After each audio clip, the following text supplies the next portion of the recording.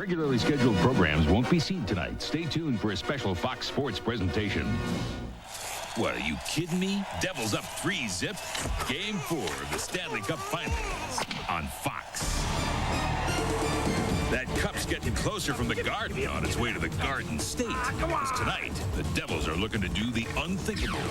Sweep the Wings for their first ever Stanley Cup. I feel that cup coming now. Detroit was unstoppable.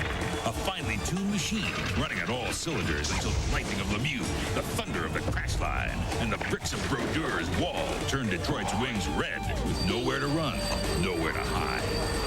Summer break may be coming a few games early for Professor Bowman, who definitely taught former student Jacques Lemaire too much.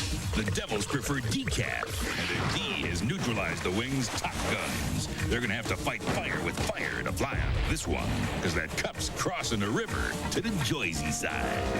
Hey, have you ever danced with the devil in the pale moonlight? Anyway, listen, this cup's got a hot date with the Devils unless the Wings can do what has only been done once before.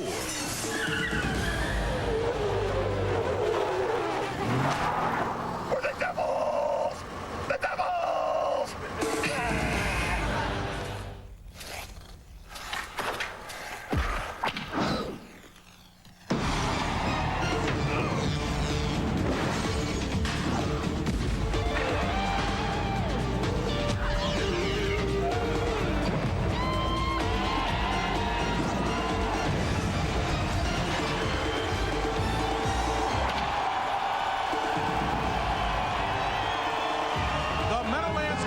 In East Rutherford, New Jersey is the site of Game 4 of the Stanley Cup Finals. With a 3-0 lead over Detroit, Jersey fans are expecting the Devils to sweep the Red Wings and in the process capture the franchise's first ever Stanley Cup. And it's a sellout crowd inside of Brendan Byrne Arena, anxious to see if the Devils will become the first New Jersey team to win a championship in its home state, or if the Red Wings will finally solve the Devils' riddle. And good evening, everyone. I'm James Brown, along with my partner Dave Maloney, and it has been a surprising postseason run by the New Jersey Devils. They were not the marquee team coming into this series, but they have snatched that spotlight. Well, you know, JB, I played for Fred Shero, coached 2 Stanley Cup winners for the Philadelphia Flyers. He suggested the game was simple. You take the shortest route to the puck and arrive in ill humor. This series has been totally dominated by a bigger, more physical New Jersey Devil hockey team. And boy, we're going to take a look at some right here, JB. This is Billy Guerin. I'm Paul Coffey. Welcome to Devil Hockey. The hit of the series, Scott Stevens on Kozlov. There's been no ice for the Red Wings. As a result, whack, you go down Sean Burr, and here's Peluso on Burr again, and we're going to see Lemieux in front. Devil Hockey, they take the ice away, whack, whack, whack, and that, ladies and gentlemen, has resulted in the fact that shots per game for the Detroit Red Wings are just about half what they were before. Goals for the Red Wings, half again. No first period goals, and finally, they're 0-3 in the Stanley Cup Finals. The Devils have not only taken ice away from the Red Wings, they've also stifled an awful lot of talent on that team. Who are you most disappointed with as far as the Red Wings are concerned? Well, I think if we agree with the fact that the ice has been cut in half for the Red Wings, Paul Coffey is a guy that has to be more creative for the offense of the Detroit Red Wings to work. He has not been that factor. He was against Chicago, hasn't been yet. The Red Wings are in a big hole, JB.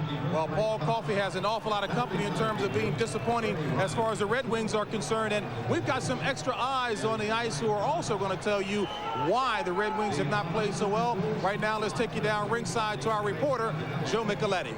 Okay, JB, thanks very much. You know, only 2 teams in the National Hockey League scored more goals than the Detroit Red Wings in the regular season.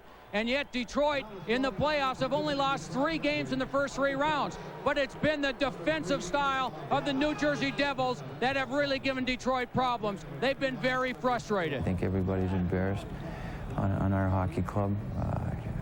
We didn't want to be down 3-0 like this, and there's still a lot of fight left on this Detroit team.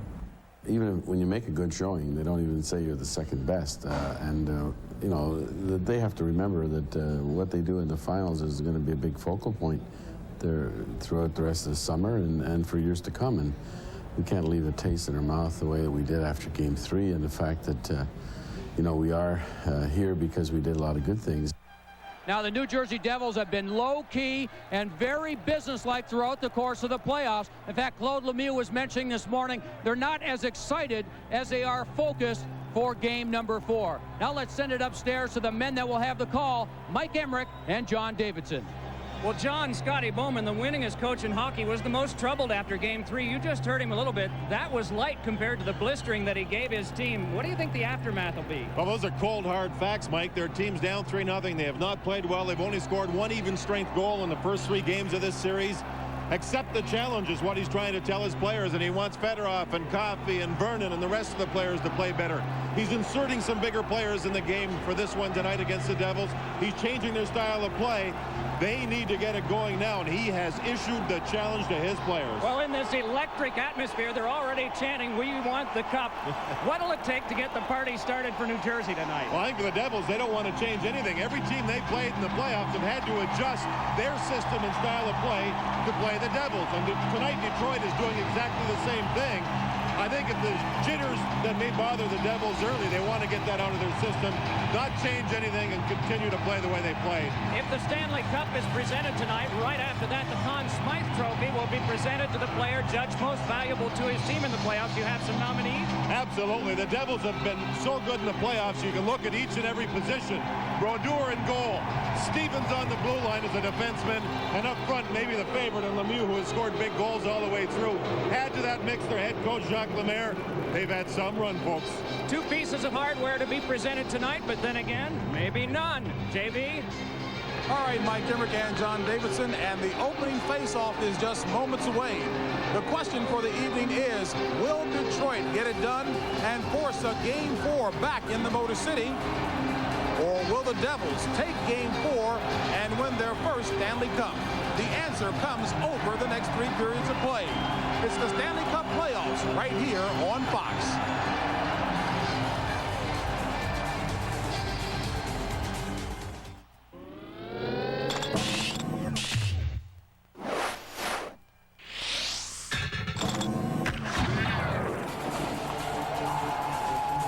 Wins to get the Stanley Cup. The guys who play inside here have 15. Game 4 of the Stanley Cup Finals. 19,040 fans are here. The Red Wings and the Devils from the Meadowlands Arena. The guys that wear the 30 pounds of equipment, the goalies. Martin Brodeur. He leads the league in average, in wins, in save percentage, in shutouts, and another marvelous number, he's only 23 years old. The Red Wings' survival rests with the man who helped get them to the finals. 32-year-old Mike Vernon pulled during Game 3. Back tonight for this must-win. 3 men with 53 years of NHL experience are in charge of this game. Bill McCreary, Wayne Bonney, and Ray Scapinello, who is skating in his 300th playoff game. That's a record. Kerry Fraser and Kevin Collins, the standbys, and the off-ice officials are from the New York Rangers. Head coach for Detroit, Scotty Bowman, he will be making some changes. Bigger players in the lineup. He's going to be rotating 3 centermen, all with different wingers, and he wants a more passive game in the neutral zone. He's going to try to create turnovers. So Detroit is changing their style against Jacques Lemaire. His team had a great practice this morning. Detroit did not skate this morning. Jacques Lemaire's team very businesslike. Their locker room very cooperative, very quiet, and they didn't say anything wrong. They didn't do anything out of the ordinary. Just your basic game day for the Devils as they try to win their first ever cup. Game 81 of these playoffs. 2 months ago, anyone who accurately could forecast tonight's scenario could have only been using a dartboard. And the fans here have they've only seen their team play at home now. This will be the 9th time in 2 months' time. I mean, they're used to seeing so many more games in 2 months than this. But boy, it hasn't dimmed their enthusiasm. This afternoon they showed up. Many of them were in the parking lot this morning when I got here around 10:30. But it grew and grew. There was tailgating and cookouts and all of the other sorts of things that you see as the precursor to a party. The barbecue feast out there. Man, it was great just to walk through. Put on weight walking through. It's fun here in New Jersey as they get ready. I think we have to watch more for what Detroit does as they try to adjust their game to the Devils' game, change their lineups. For instance, starting right now, Primo and Fedorov, 2 centermen, starting on the same line to begin the game. With Darren McCarty as the other winger, Paul Coffey and Bob Rouse are the defensemen. Scott Stevens and Sean Chambers, the defense for New Jersey. They started McLean, Carpenter, and Claude Lemieux. Scott Stevens will be on the ice, as he has been throughout the series, as much as possible when Fedorov is on the ice. Primo starts at center ice for Detroit. In the previous game, he played with an abdominal problem. He had it frozen before the game. The freezing wore off as the game moved along, and he wasn't nearly as effective. But big Keith Primo, wearing number 55, there you see him. He said for tonight's game, he felt better, so he didn't need to visit the doctor prior to the game. Scott Stevens lifts it in, and here's Lemieux, the first one to it. And it's swung away from him by the big goal stick of Mike Vernon. And so Carpenter retreats to play it. So what you were saying about Detroit's style of play tonight sounds a lot more like New Jersey. Exactly. There's a couple of things to watch for with Detroit. They feel that their defense has been just battered. Paul Coffey in particular has been hit a lot. So they're changing the pairings of their defensemen. Coffey will not play with Lidstrom. He's going to play with Bob Rouse, if at all possible. The Devils have done a lot of forechecking, skating into the Detroit zone unstopped. They don't even have to go through people, just moving in and have battered and battered and battered these defensemen for Detroit. So Detroit's going to try and hold them up, not forecheck as much, and maybe try to win a very low-scoring game. Well, that's a radical departure from what Detroit has done to get here. Oh, to get here, the thought was you can't trap what you can't catch. Well, Detroit hasn't been able to skate through these people, so they're trying to adjust. Neil Broughton, but offside. Puck must be ahead of the attacking team over the blue line. As you see the summary of this series so far, Claude Lemieux with a key goal in Game 1. Final score was 2-1 in favor of New Jersey. Scott Niedermayer with one for all the video highlight reels. 2 shots, the second one in, 4-2. And then Claude Lemieux with a scorcher on Mike Vernon. At that time, it was 2-0. It wound up 5-2 New Jersey. So they go for a sweep. And Detroit tries to prevent it and send a game back to Detroit. Game 5 of the best-of-7 would be on Monday. Ken Danico matched up with Bruce Driver, 2 guys who've been with this team since the fall of 1983. Richer moving in. Stephane Richer, center, ricochet off front, they score!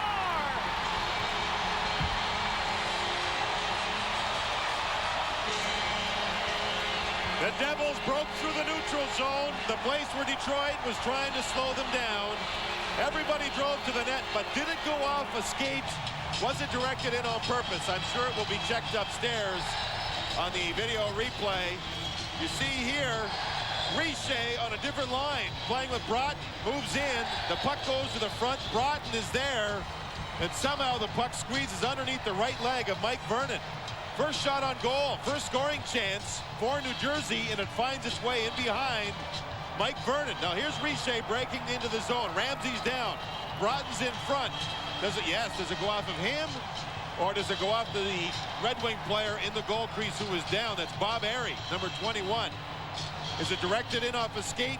Does it go in accidentally? The decision will be made upstairs as to whether the goal will stand or not. Another look at it. There you see Broughton. It goes off the stick of Broughton and through. Can't quite tell. I don't know if it ever made contact with Broughton. I think that will be a goal that will be allowed by what we've been able to see. Video replay has been used 18 times in the prior 80 games of this playoff year. You see the 7 occasions in which it is used. One, of course, is to correct the clock, which does not deal with a question of goal or no goal. The rest do. And now we wait. May have a real effect on Detroit if this is a goal that's allowed to stand by New Jersey, as again, New Jersey will get the lead. And there you see the puck. The question is it directed in on purpose off of Broughton and his skate? Does it hit his skate? He was in the crease, yes, but the puck was already there, so that makes that part of it legal. And it does slide underneath the skate and pad of Mike Vernon. Well, this is a tough call. It has to be a conclusive call. If it's not conclusive, it will be a goal. This Broughton's already touched it with his stick. Mike, I don't know. It is real tough. Broughton's skate was behind the pad from that angle, and so he couldn't see if it made contact. Yeah, the first time it touched Broughton's blade of his stick, went between his own legs into Vernon. But how did it get in the second time? I think it's a goal, yes. That's a great play by Broughton and a great play by Richer, who was a right winger, went over to the left side of the ice and got the puck, drove into the zone, and it's 1-0 in New Jersey.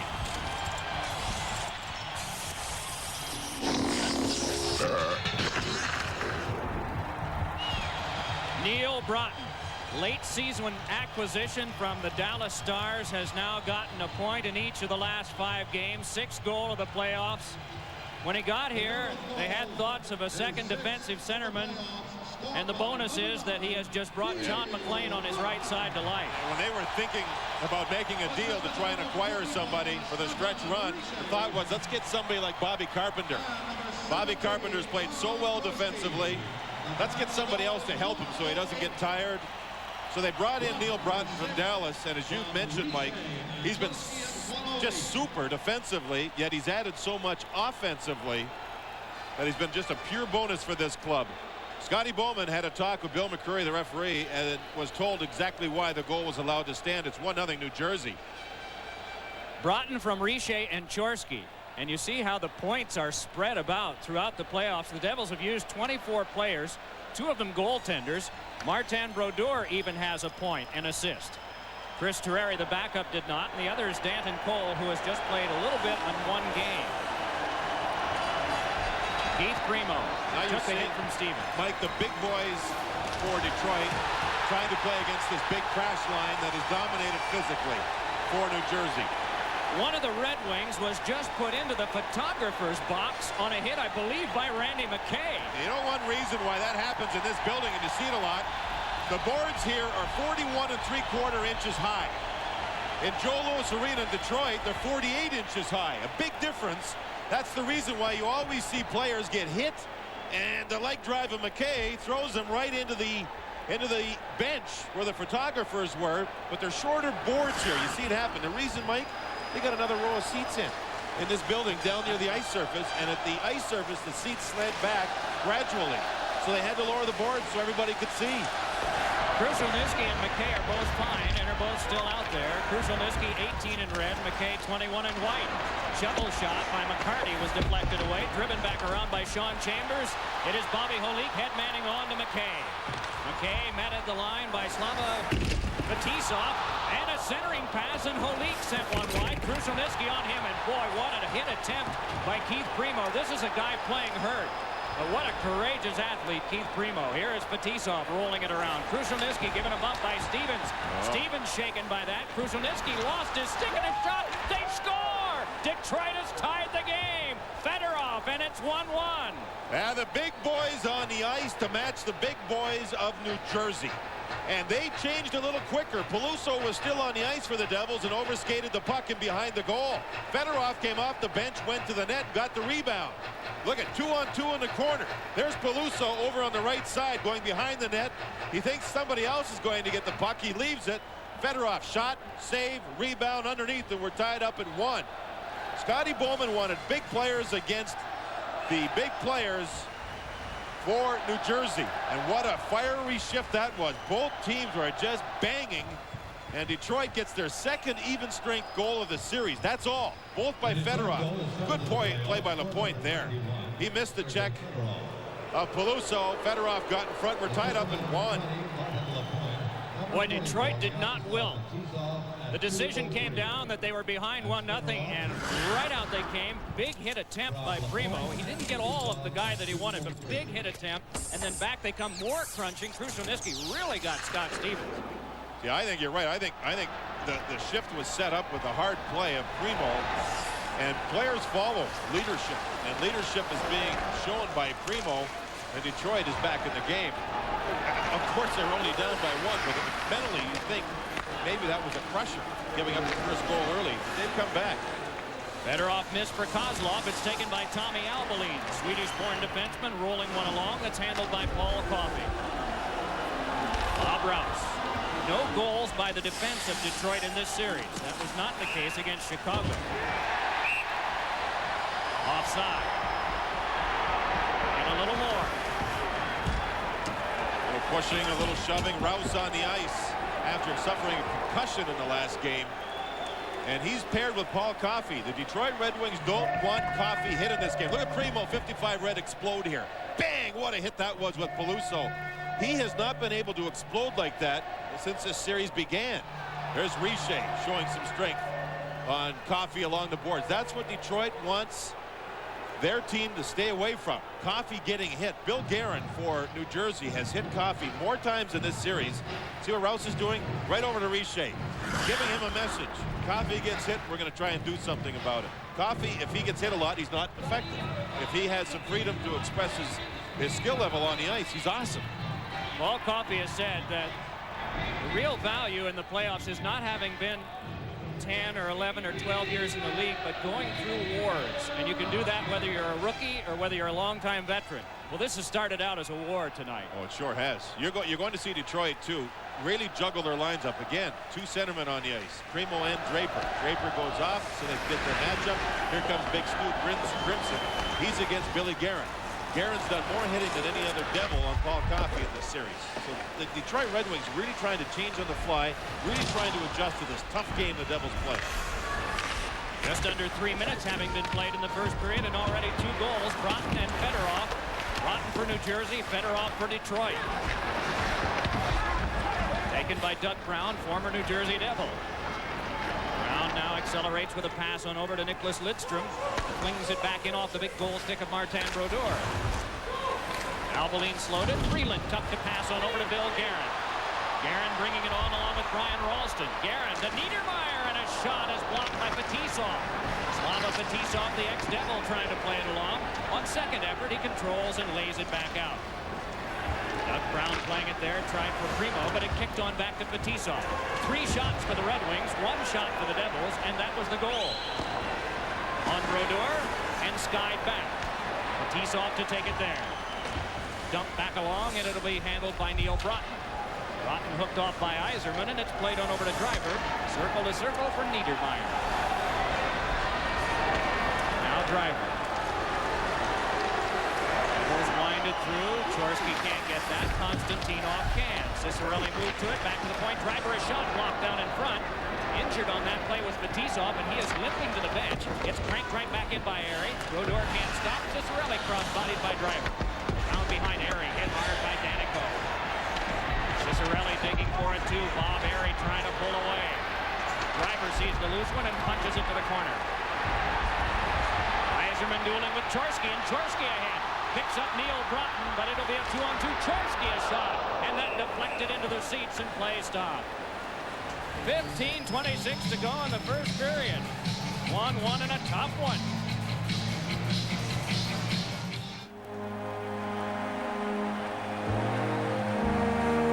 Lindsay centers it to Gordillo. Powell fires. He scores. Red Wings swing.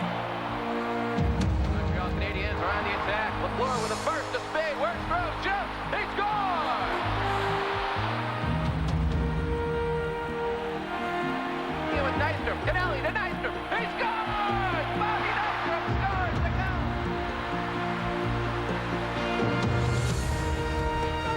Regains control. Comes from If you ask the greatest hockey players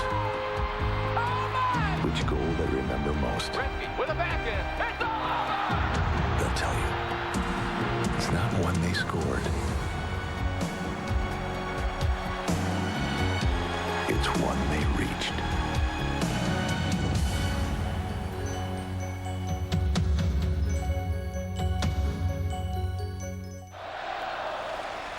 We've seen some hitting and some good hitting, and 55 Reds in on most of it. Here's Guerin going to the bench for a line change. Primo got in the way, and then the linesman does a nice job separating them. A face rake or two. Those gloves are rough on the inside. The fans enjoyed that in behind McLean and Cicerelli. The hits are 11 total, 9 for New Jersey and 2 for Detroit. Scott Stevens up with this. One of the hits was by Krushelnyski on him, and he was shaken from it, but he hasn't missed a shift and is out there right now. Bobby Holik double team. Swept it ahead again, hoping for McKay.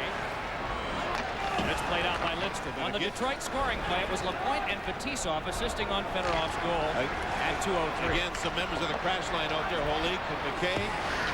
Peluso misses a shift. Now, I wonder if Jacques Lemaire, who's very hard on his players, decided to sit Peluso for a shift after the goal that was scored by Detroit, where he missed his assignment in the corner. Detroit scored. Peluso sits. It happens that quick.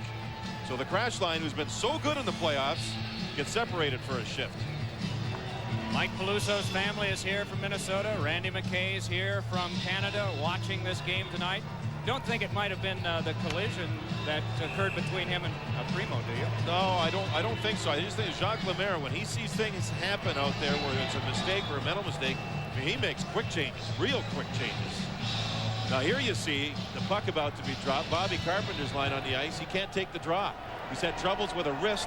So Claude Lemieux goes against Big Keith Primo, who's had probably more ice time than any other Red Wing. Scott Niedermayer emerges with it for New Jersey. Off of Primo. Wheeled back in by Carpenter.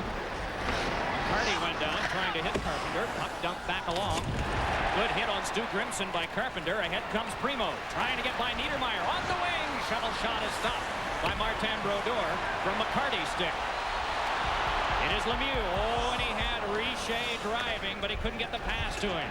Primo trying to fight his way by Niedermayer. Taken on now by Tommy Albaline and shuffled back in. Shift change on for New Jersey as Rouse goes back to play. A lot more life with the Red Wings here in this game. Every rush up ice, the players are standing up on the bench. They seem to have accepted the Scotty Bowman challenge of being embarrassed by the Devils in Game 3, and they were embarrassed. Off of Chorsky. Chorsky trying to recover. Coffey on him. Dino Cicerelli and McKay. And eventually it's tied up for a stoppage of play. 13:59 to go in the first. 5-1 Detroit in shots on goal.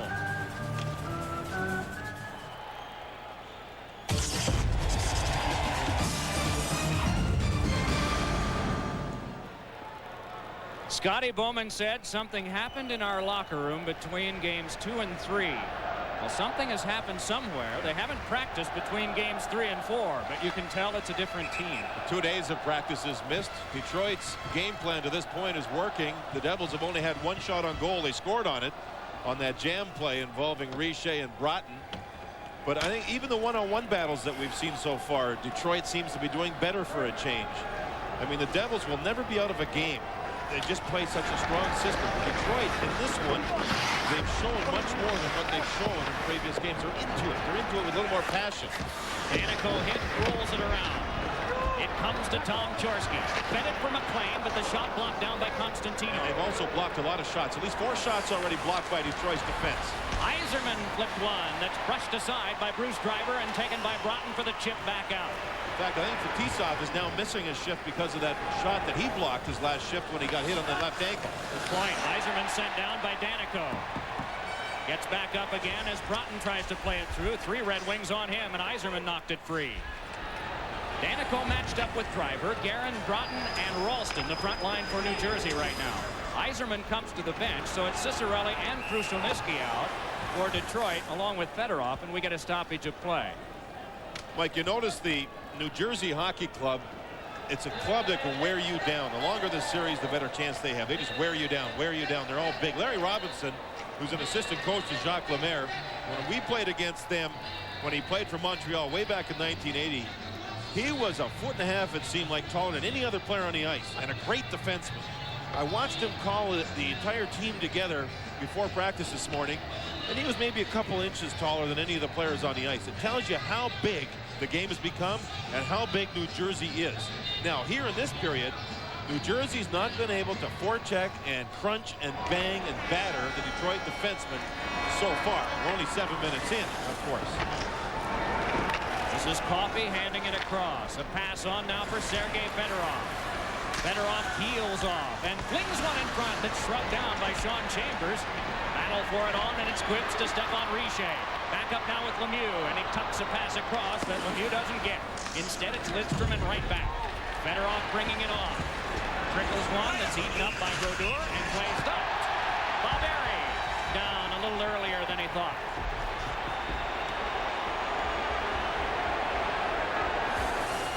Olive branch is waved for right now. 6 shots for Detroit, 1 for New Jersey in this tie. One thing Detroit wanted to do in this game, too, is go to the net. They are with their shots. Now watch Barbieri and Cicerelli, who can be very agitating type forwards, drive into Brodeur, who held his ground nicely. During the television timeout, Fetisov, the defenseman, got onto the ice and skated around. Here's some more of that action in front of Brodeur. See how strong he is. Took care of Bob Harry, didn't he, in a hurry? Here's Fetisov. He skated around, tested the ankle, skating around in circles, frontwards, backwards, and then went off to the bench. I think he's about to come back and play, though. Coffee shot grabbed by Brodeur. The crash line is out for New Jersey against that of Primo and Cicerelli, as well as Chris Draper, who took that face-off. And Peluso back on the left side for the big line. See Scotty Bowman on the stoppage now, puts on some big forwards to go against the crash line. Out comes Grimson. Primo's out there. LaPointe's out there. So what does Jacques Lemaire do? He makes a little change back on the blue line, but we've got a lot of big forwards on the ice right now. There could be a minor earthquake about to happen here. Do you think we're re-entering a new era, an era that we visited 20 years ago of huge players? Huge players, but a lot more skilled, Mike. Yeah. Big players. If New Jersey and their system win the Stanley Cup, it'll force teams to become bigger. Fetisov with a shot that is controlled by Primo, and he got the glass with a shot that was just over the crossbar. The jostling continues. Albaline locking up with Primo. Bobby Holik able to muscle it around for a play to be made by Niedermeyer. Niedermeyer back to Holik. And Holik cranks a shot wide. No matter, offside. Offside, the linesmen jump in quickly to separate Peluso and LaPointe. Detroit winning faceoffs now in the New Jersey zone. Primo has had a good start to the game for Detroit. He's winning faceoffs. He said he was very uncomfortable in game 3 trying to take faceoffs because of that abdominal injury. The question is whether or not he'll be able to sustain 60 minutes of this type of action where he's being involved. He's playing a lot. He's trying to play physical against a big player like Holik or McKay or Peluso or Scott Stevens, whoever he's on the ice against. That was an embarrassing stat we just saw, but boy, Primo showed me a lot in game 3 being hurt. He competed. I think he's the leader on this hockey club right now amongst the forwards. Yeah. If he plays well and can play for the whole game, if he's healthy enough, his teammates will follow. Albaline cranks it in. Bobby Holik steps to it. Back to McKay. McKay wanting to turn by Fetisov. Centered one. Oh, and Peluso got a shot away as he was tripped and flying through the air. Now it's Fetisov bringing it on for Detroit. Gives over to Big Stu Grimson for a shot. That tipped into the seats. What a play by McKay for New Jersey. Their second good scoring chance in the period. Only their second shot on goal. McKay makes the pass to Peluso, who was held up by number 20, LaPointe. Yet with his great reach, Peluso was able to find the puck, and Vernon moved across just standing up and made the nice save. McKay beat Fetisov on the outside and then was able to make that beautiful pass across to Peluso. So the big line, the crash line for New Jersey, has a good shift, getting just their second shot on goal of the period. Detroit's had 7 to this point. The Devils first started play here in 1982, moving from Denver.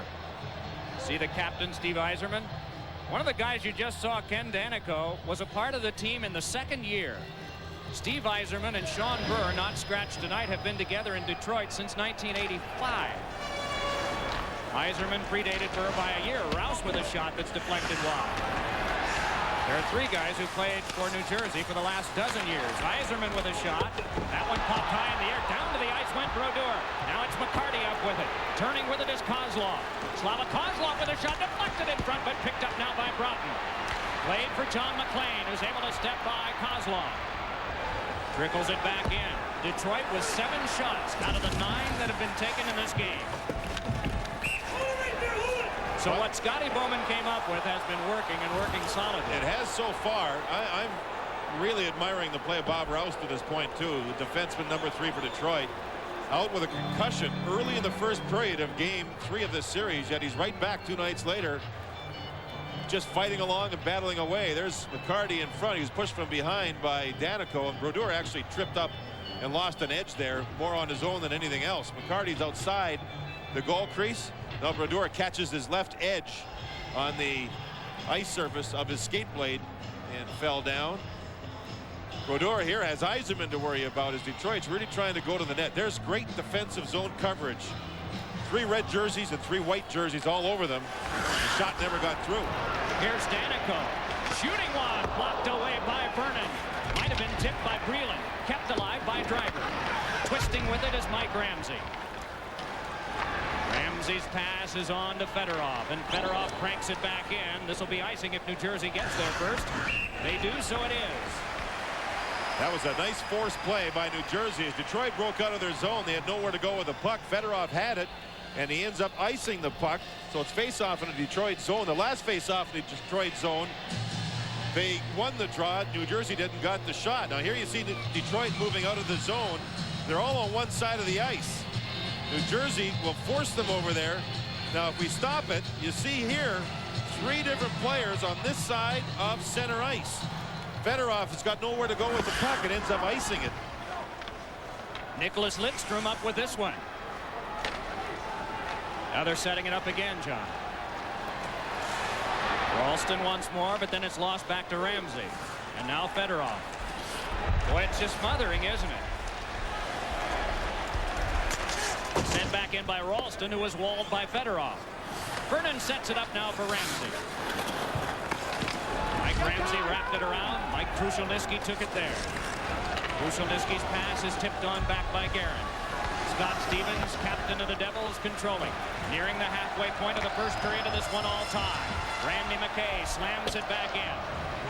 It's Fetisov driving it off. Krushelnyski rushed. Puck played along by Sean Chambers. Battled for and outletted by Fedorov on to Doug Brown. Lays it over for Fetisov. Follow-up comes from Fedorov. Sergei Fedorov wanting to get by. Has to turn away. Devils take over. Bobby Holik headmans it on to McKay. Randy McKay out of Michigan Tech. Twisting with it.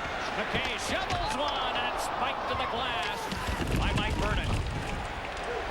Some heavy hitting. McCarty emerges with a pass that's tipped, but rushed on by Keith Primo. Grimson in neutral ice, and now it's brought on by Peluso. The big men are getting a lot of ice time. Against one another. Both teams big men on the ice at the same time. Flip back out for Primo to play. Jammed it on back for Fetisov. Slava Fetisov just curls back with it. Bob Rouse plops it. Niedermeyer there. Bob Airy rushed him, but it's played back up to John McClain. Headman's a pass on to Broughton, and they rule an offside. And a penalty is coming up. The Red Wings protest. They'll be shorthanded in this 1-1 tie. There's a hooking penalty coming up to Bob Airy. You see Broughton trying to break in. What's strange about the penalty is it happened at the time of the whistle for the offside. Detroit's hockey club very upset that when the whistle sounded, the foul was at that time, and McCreary still made the call. Scotty Bowman was right up at the front of the bench trying to get Bill McCreary's attention. The fans now really into it here as the Devils, with 4 shots so far, have not had any sustained offense. Maybe their power play could give that to them. Power play is 3 for 11 in the series for New Jersey. Rouse shoots it back down. The point men, once New Jersey gets it set, will be Driver on the left side and Niedermeyer on the right. Up front they go with Bill Guerin and John McClain, 12 and 15, and Sergei Brylin, rookie center out of Moscow, number 18. Driver hacks it back around. Mike Vernon slowed it, cleared along by Coffey. Fed over for Primo. If they hurry, it's a 3-on-2. Rouse just tucks it back in. And a change in lines for the shorthanded Detroit Red Wings. Coffey stays out, joined now by Konstantinov. Brown and Fedorov killing off the penalty. Guerin flipped it in front, but it's taken by Sergei Fedorov and sped right back down. 45 seconds gone on the Devils' power play. Scott Niedermeyer lays it over for Stephane Richer. Richer hit by Ramsey. Aggressive, even in the neutral zone for Detroit. As soon as Richer tried to get skating, Ramsey was right up in his face as Detroit's really trying to hold their blue line. McKay over to Richer. Fires, and a save made by Vernon. Rebound in front. The net dislodged behind. What a rocket by Richer. A man by the name of Claude Ruel used to be an assistant coach up in Montreal. And was it intimidating for a young player to go and watch them practice on the day of a game, because all he did was pass the puck hard to his players and tell them to shoot the puck hard. Shoot the puck harder. Even harder than that. And watch Richer. He was a Montreal Canadian then. That shot hit Mike Vernon's left pad, who played the angle beautifully, went down because of a partial screen. But one of the reasons why Richer and Lemieux could shoot the puck like this, I mean, hard and accurate. Richer always seems to hit the net. Lemieux certainly has in the playoffs, and they shoot it hard, and they shoot it harder. And to be in Montreal at that time and watch them go through those drills, and you were an opposition player, you were intimidated watching them practice, believe me, especially as an ex-goaltender saying it. Well, those two guys are the only two current New Jersey Devils who have a Stanley Cup ring, and they got it in 1986 in Montreal and went through a lot of those drills from Claude Royal. Chambers with a shot that's blocked away by Primo, and Primo makes them go back. Claude is retired up in Montreal, has had problems with a heart condition, but to this day, these players remember those practices and how much it's improved their game. Jacques Lemaire was a player then. Larry Robinson was, and can they shoot it? Offside called against New Jersey. Again, Detroit, this is the most aggressive period they've played in the playoffs against New Jersey. The sharpest they've been mentally, killing penalties as you see here to this point. They really haven't given up very much. Sergei Fedorov you saw a moment ago, and then Doug Brown. Red Wings resting at their bench. They got blistered pretty well between the second and third periods of Game 3, and then again when Scotty Bowman went public with what he had told them at the press conference after the loss. Here, Mike, again, Lemieux takes the face-off in favor of Bobby Carpenter, who starts at left wing because of that wrist problem he has. You mentioned Lemieux and Richer. Lemieux, the leading goal scorer in the entire playoffs. Richer, the leading point getter on his team. Coffey with a pass on for Fedorov. Both of them are out there right now, but here's Fedorov shorthanded. Sergei Fedorov wanting to get by. Backhander hit the post. Coffey has shot that went wide. Rebound, Coffey scores! Detroit has gotten a shorthanded goal with 2 seconds left on the penalty kill. If Fedorov gets you one-on-one, watch out. He may have trouble with the hitting and the banging and getting through the neutral zone, but if he can isolate you one-on-one like this, something happens. There he goes to the outside with a long reach. The sharp edge turn and hits the goal post, and New Jersey never recovered. Never recovered at all. Puck off the backboards. Coffey had 2 shots at it and finally ended up scoring, and Detroit leads 2-1 with a shorthanded goal. There's where the Devils had problems. Carpenter and Chambers crisscrossed, lost the puck. Fedorov goes to work. Now when he shoots the puck here, watch the Devils all go to one side. They're over at one side and they never recover. The puck is going the Detroit way for the first time, and Coffey gets a big go-ahead goal.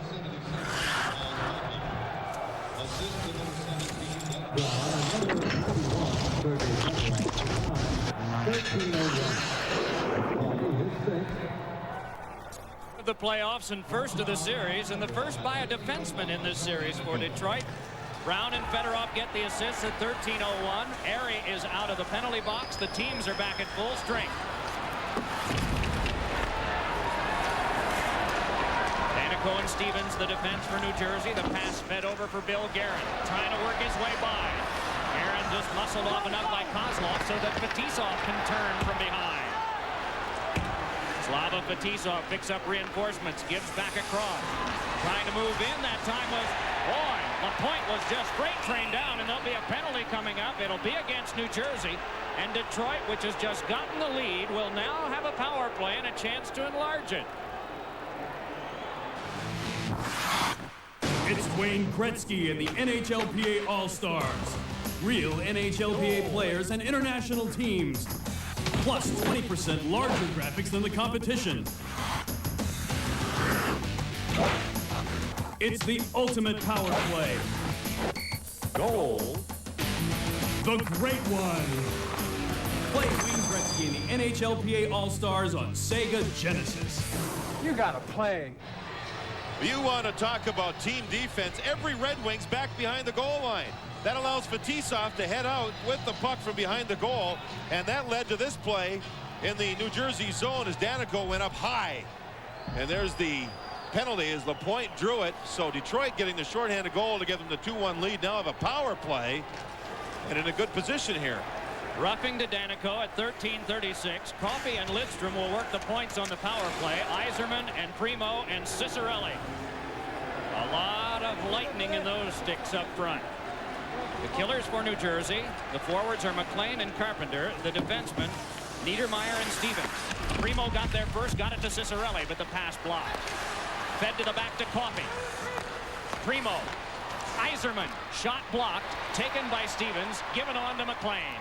And McLean makes them go back. Yzerman, a right-handed shot, had to take the pass, turn his body, and take time to get the shot. That allowed Bobby Carpenter to make the real good defensive play in blocking it. To the wing, to the point. Brodeur up with that one. Nudged it along, but Fedorov will get there first. Sergei Fedorov wrapped up by Niedermeyer, and the puck spiked back down the ice. So Vernon cradles, sweeps over for Lidstrom, who has just waltzed to the corner by Broughton. But here they come. Slava Kozlov eyed up by Driver. And the puck out of play at the photographer's bench. 5:19 to go in the first and 55 seconds remaining to be played on the Devils' minor penalty to Danico. Only one attempted shot so far of any significance by Detroit. Ooh, guess what that is? That is the Stanley Cup inside the travel box. When it's handled, the gentlemen that do it put on white gloves. And then they get it out. This team right here is just dreaming about it. But I'll tell you, for the first time in this series, Detroit is really standing up for themselves. They've been issued a challenge by their coaching staff. The players weren't happy about it. They were not happy at all about what Mr. Scotty Bowman said about them. But those were the cold, hard facts, the truth. And they've responded so far. Paul Coffey gliding in, could not fight his way by and lost it. Cleared back out by Brodeur. 35 still left on the minor penalty. The NHL had the Stanley Cup on display over the weekend, and it was supposed to remain at the hotel where it was being shown until Monday afternoon. But the Devils winning the first three forced a little bit of a change. Racing back is McLean, so Vernon has to come out. McLean heads to the bench on a change in lines, and 12 for New Jersey to kill. An excellent job by the Devils. This was one that was necessary for them, and they've been aggressive. They haven't given up a thing. Oh, boy. There will be a penalty. Primo. Brodeur played the puck. Most people would say, that's okay. Primo could go in there because the goaltender had the puck. That's wrong. Goaltenders are not fair game. Primo should have avoided the goaltender. He did not. Now he goes to the box. Primo makes no attempt whatsoever to avoid the goaltender. In fact, it exploded a little bit on hitting Brodeur. That's a penalty. So Detroit, who had the power play in a 2-1 lead, couldn't score. New Jersey did a great job penalty killing. Have a chance now instead of being down 3-1 on a power play goal. If they get one themselves, they may tie it up at 2. Both teams with a goaltender in 4 for 1 second.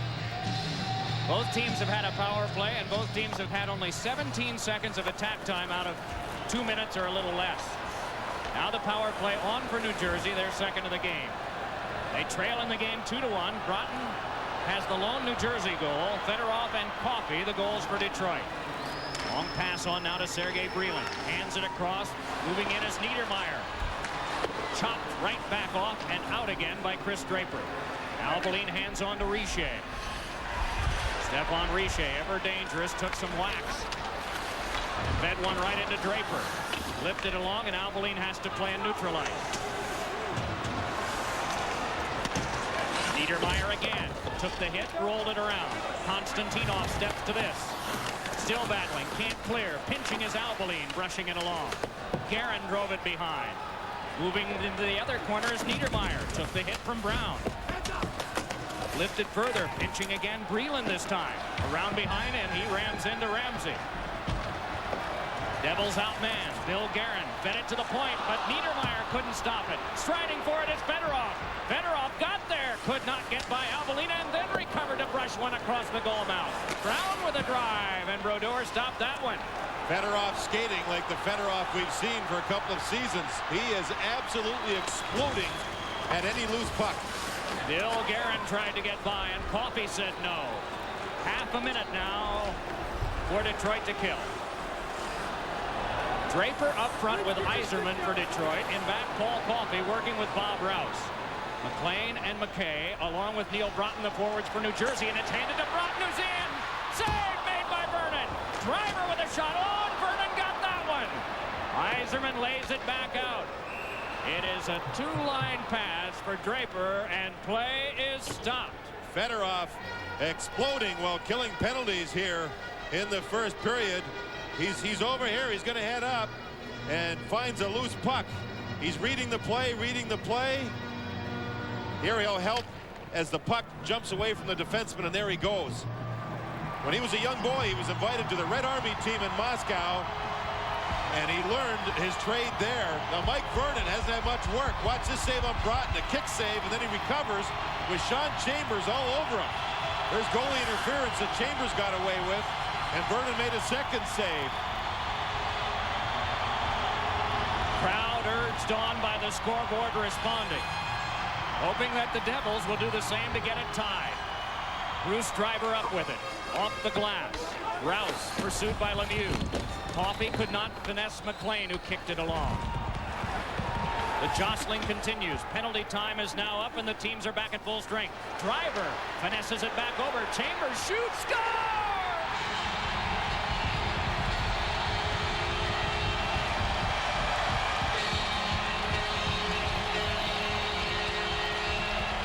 Oh, what a shot by Chambers. What a great fake shot by Driver, his defense partner, and he made the pass across. That opened up the ice. Detroit's back deep. See how deep they are? Everybody's back deep. Primo's now coming out of the penalty box. There he is. But that opens up the points. Oh, what a play that was. Look at this shot. Rolling puck and everything. Chambers still blasted it.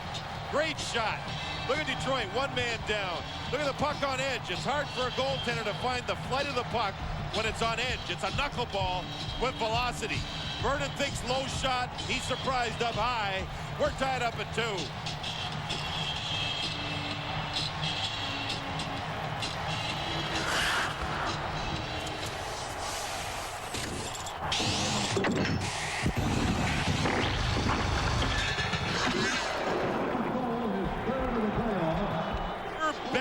Like this, that means the defensemen back here are wide open. Primo will come out of the penalty box as we roll it and come back. Now we stop it there. Watch the fake shot by Driver and the pass across. Look at these guys all down. That allows Chambers, as we roll it, to get a good clean shot. Now we stop it again. Man here, man here. Vernon's got to think about him. Is the shot going to be low? Chambers surprises everybody. As Vernon goes down, the puck goes up, and we're tied at 2. Boy, did Driver make a great play to fake the shot and pass it across to Sean Chambers. Bruce Driver will be an unrestricted free agent at the end of the season whenever the finals are over. Oh, man, he'll be a prime piece of property for some team in the league. Lou Lamoriello, 15 years at Providence College as a coach, as well as an athletic director during part of that time. You saw him for just a moment, the general manager of this team, watching nervously, wanting to be a part of his first Stanley Cup championship squad here in New Jersey. Stevens rolling it back. Konstantinov takes it there. Detroit at one point had outshot New Jersey 7-2. It is now 8-8. Chambers from Driver and McLean at 17:45. Krushelnyski to Fetisov.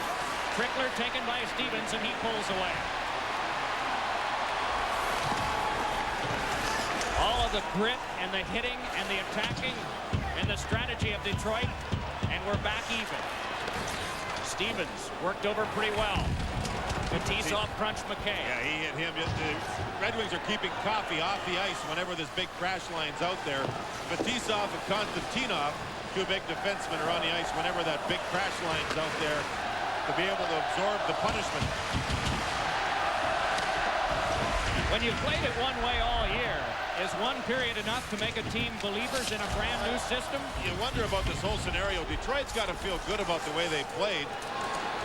They've given it their best shot, yet New Jersey's tied them. It's an amazing, I think, first period, the way the plays have developed, the way the teams have played. New Jersey, no matter what teams throw at them, they find a way to survive, and they've survived a very good first period by Detroit. Here's Richer throwing it back in. Ramsey back to get that one. Dealt it off to Fetisov with 40 to play in the first. Tommy Albeline stopped that one. And then Niedermeyer. Crash line is off. Chorsky, McLean, and Broughton are on for New Jersey. Chorsky could not get a good shot away because of the defensive work of Sergei Fedorov. And it's laid back ahead by Bob Rouse.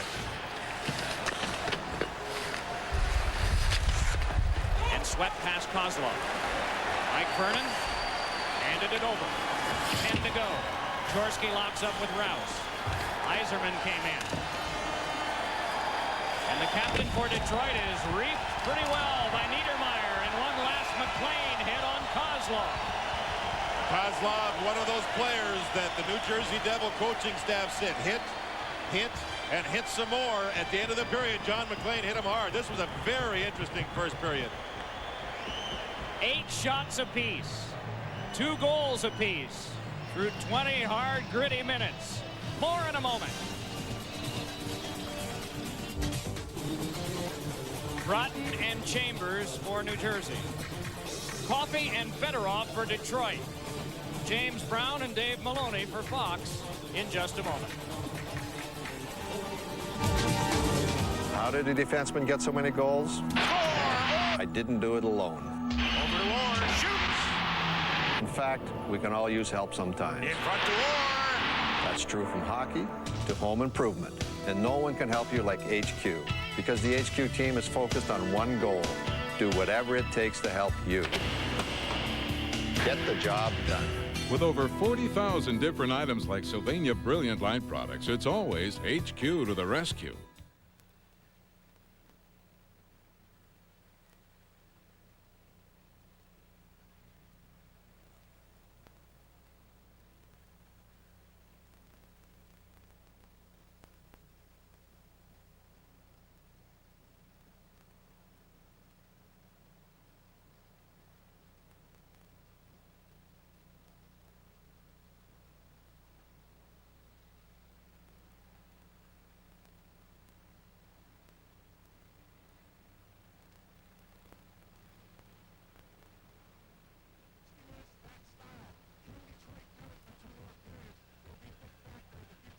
And certainly that's the question that remains to be answered. We'll find that out. But from that first period of play, let's take a look at the highlights. And there's no question that the New Jersey Devils were ready to play this one, very focused, and no question their fans were ready. My goodness, that must have been a football fan, JB. Stephane Richer makes a great play wide here. This goal sparked a little controversy. It was early in the hockey game. They're going to go to the videotape to figure out whether that puck was kicked in by Neil Broughton in front of the net. I don't think they were able to determine whether it was or wasn't, so they ruled it a goal. The Devil fans are happy. And we're going to move along here. This play was the result of the fact, now look at Stevens, puts his hand to his face. He never gets back in position to get where he's supposed to be. You see him come late into the play. As a result of that hesitation, he was never in position. The banging continued. Detroit came to play. Was there a thought that they weren't going to show up? They showed up for sure, JB, with plays like that. You cannot give Sergei Fedorov open ice. This play was the result of the fact that Fedorov got the puck in the neutral zone. That caused Coach Jacques Lemaire to cringe. You cannot give Fedorov open ice. And you like the physical play shown by Detroit because you said, in fact, they did show up to play. Well, they sure did show up. That play was created. Bruce Driver, nice fake. What a good period of hockey. And we're all tied at 2. Maybe a good sign for Detroit. Paul Coffey scoring his first goal of the series. And, folks, we've got more coming your way from Insider Brendan Byrne Arena. All tied at 2. Back with more after this.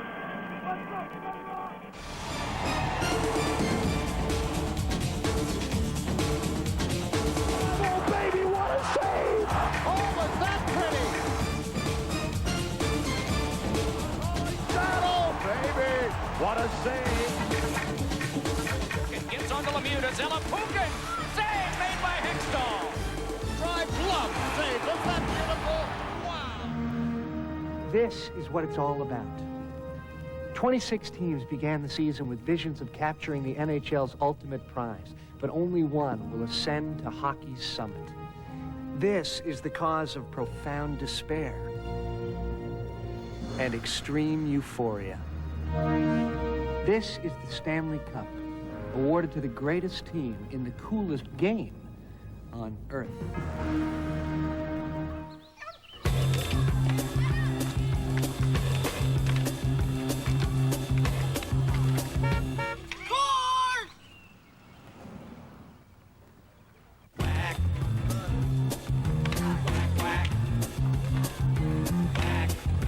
Motorcycle gang!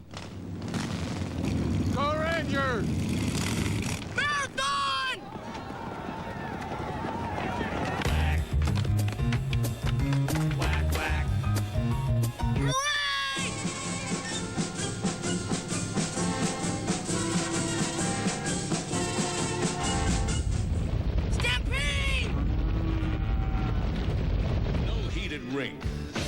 fancy jersey. No bull. Speed Stick, 110% protection. Like you, it never quits. Speed Stick, official deodorant sponsor of the NHL. Hey, hockey fans. There's a new official in the NHL. One that's making a big hit. Bud Ice and Bud Ice Light, the official beer sponsors of the NHL. Goes down easy and icy smooth.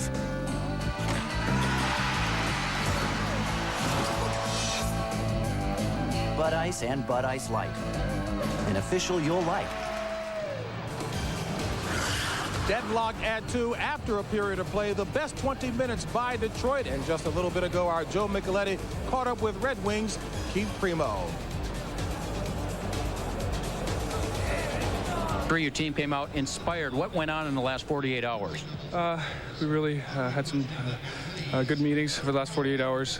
We felt that we haven't played the way it took us to get here, and we're just trying to get back to it. And they're a great hockey club over there. That was a pretty good 20-minute period by the Detroit Red Wings, and they're still tieless 2-2. So we just got to build from that period and try and play better. You played very physical in the first period. How'd the injury hold up? It felt pretty good. Still a little sore, but every day it's getting better, so that's a positive. Thanks for your time. JB, back to you. All right, Joe, thank you very much. And I think safe to say that the Red Wings were sufficiently inspired by the public tongue lashing that Scotty Bowman gave them, and they're all tied at 2 after a period of play. 20 more minutes coming up in the second period of play, and we will rejoin Mike Kimrick and John Davidson to take a look at the Cup after this.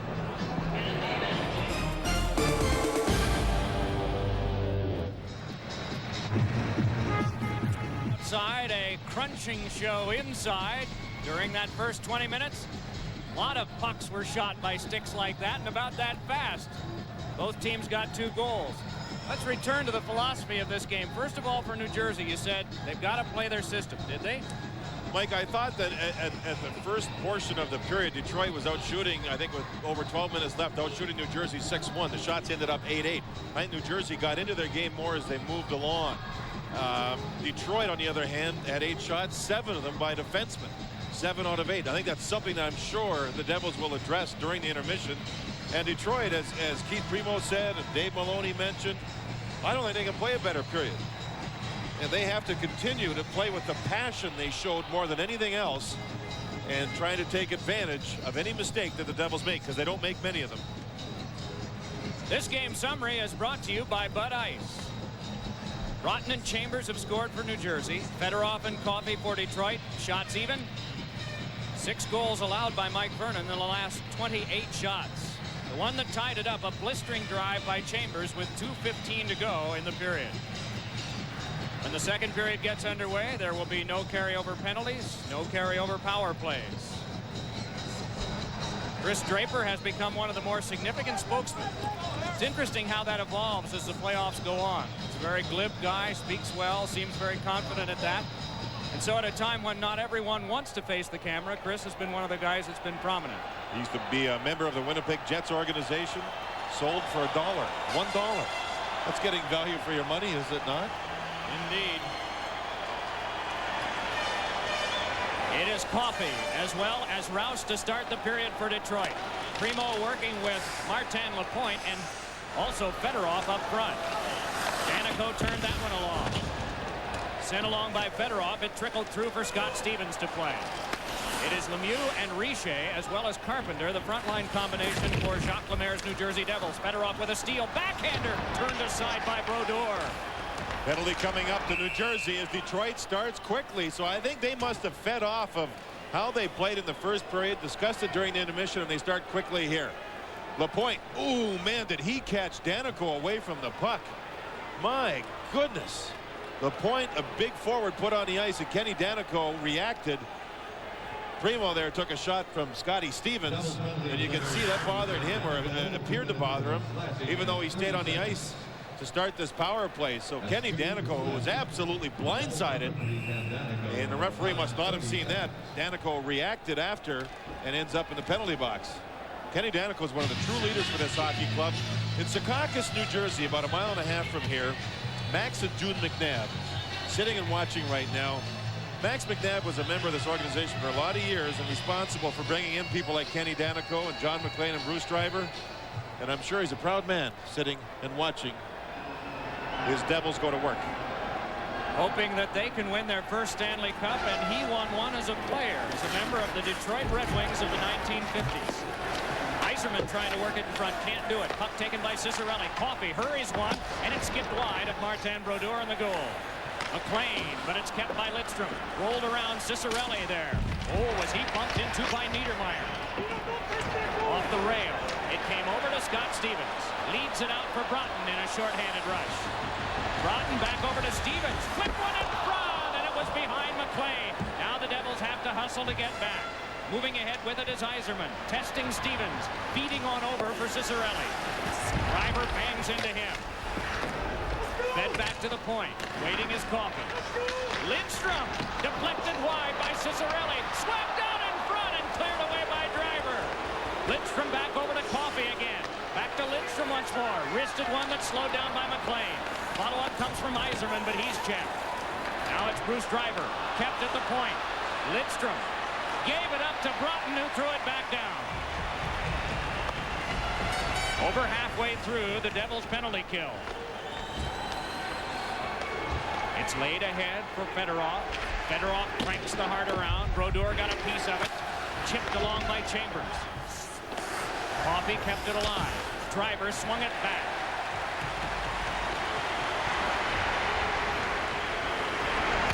Two minutes played, second period. Just one shot on goal this period, that by Detroit. Coffey gliding right ahead. Paul Coffey wanting to turn by Albeline. Here's Coffey behind.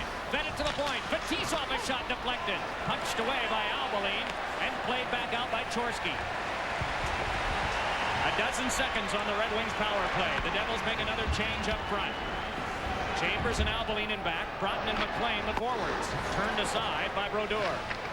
A Chekhov and Fedorov, a shot that saved another shot, and Brodeur got that one.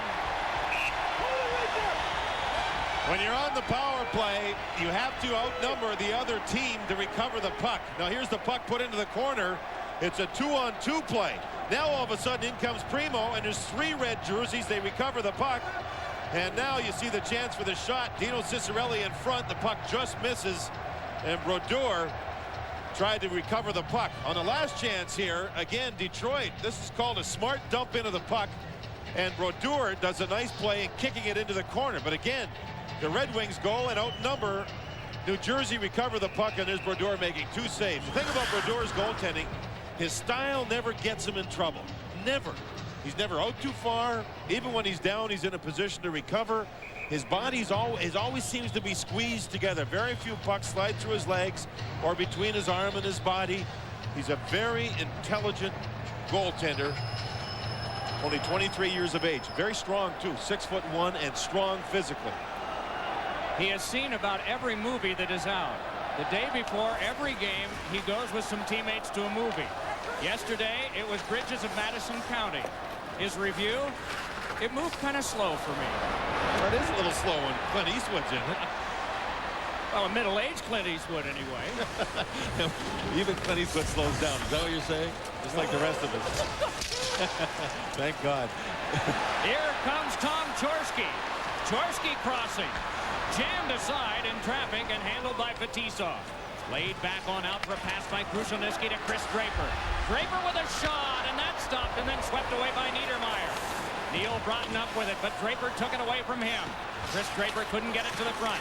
Draper trying to recover again, but Fetisov must corral it in center ice.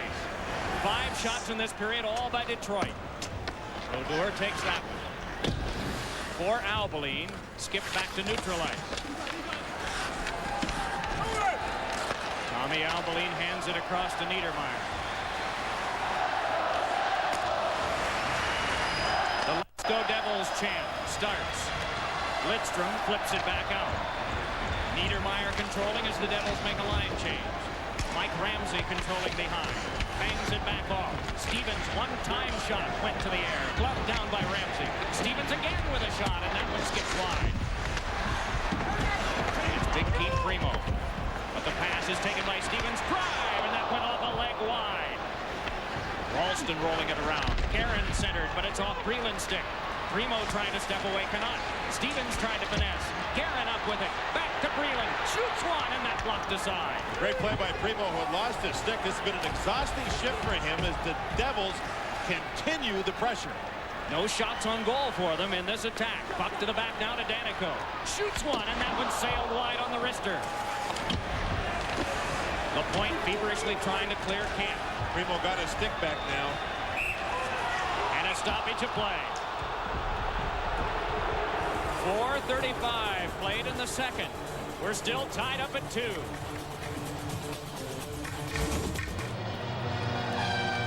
So the second period is unfolded here. Almost a fourth of it played, and it's been all Detroit in shots on goal at 5-0. Scotty Bowman just put 4 players on the ice, waited. The Devils put all their players on the ice, and then Scotty Bowman threw Fedorov on there because there's no Carpenter and there's no Scotty Stevens. So now Jacques Lemaire's mad at the referee. So we have Fedorov out there, no Carpenter, no Stevens. That hasn't happened very often in the series. Driver across, one-time shot, and getting a piece of it was Vernon. Letting it go was Niedermeyer. Dealt along by Chorsky. Paul Coffey checked off by Broughton. Broughton got it over from McLean. Checked to the corner with authority by Roush. Dino Cicerelli put it back out. Niedermeyer and Driver the defense. McLean, Chorsky, and Broughton up front, but then a quick change by the Devils. They get Carpenter and Claude Lemieux out there. They want those players out there simply because of Fedorov. Here comes Lemieux. Shoots one, and it went wide. Hanging on is Mike Vernon. And downstairs is Joe Micheletti.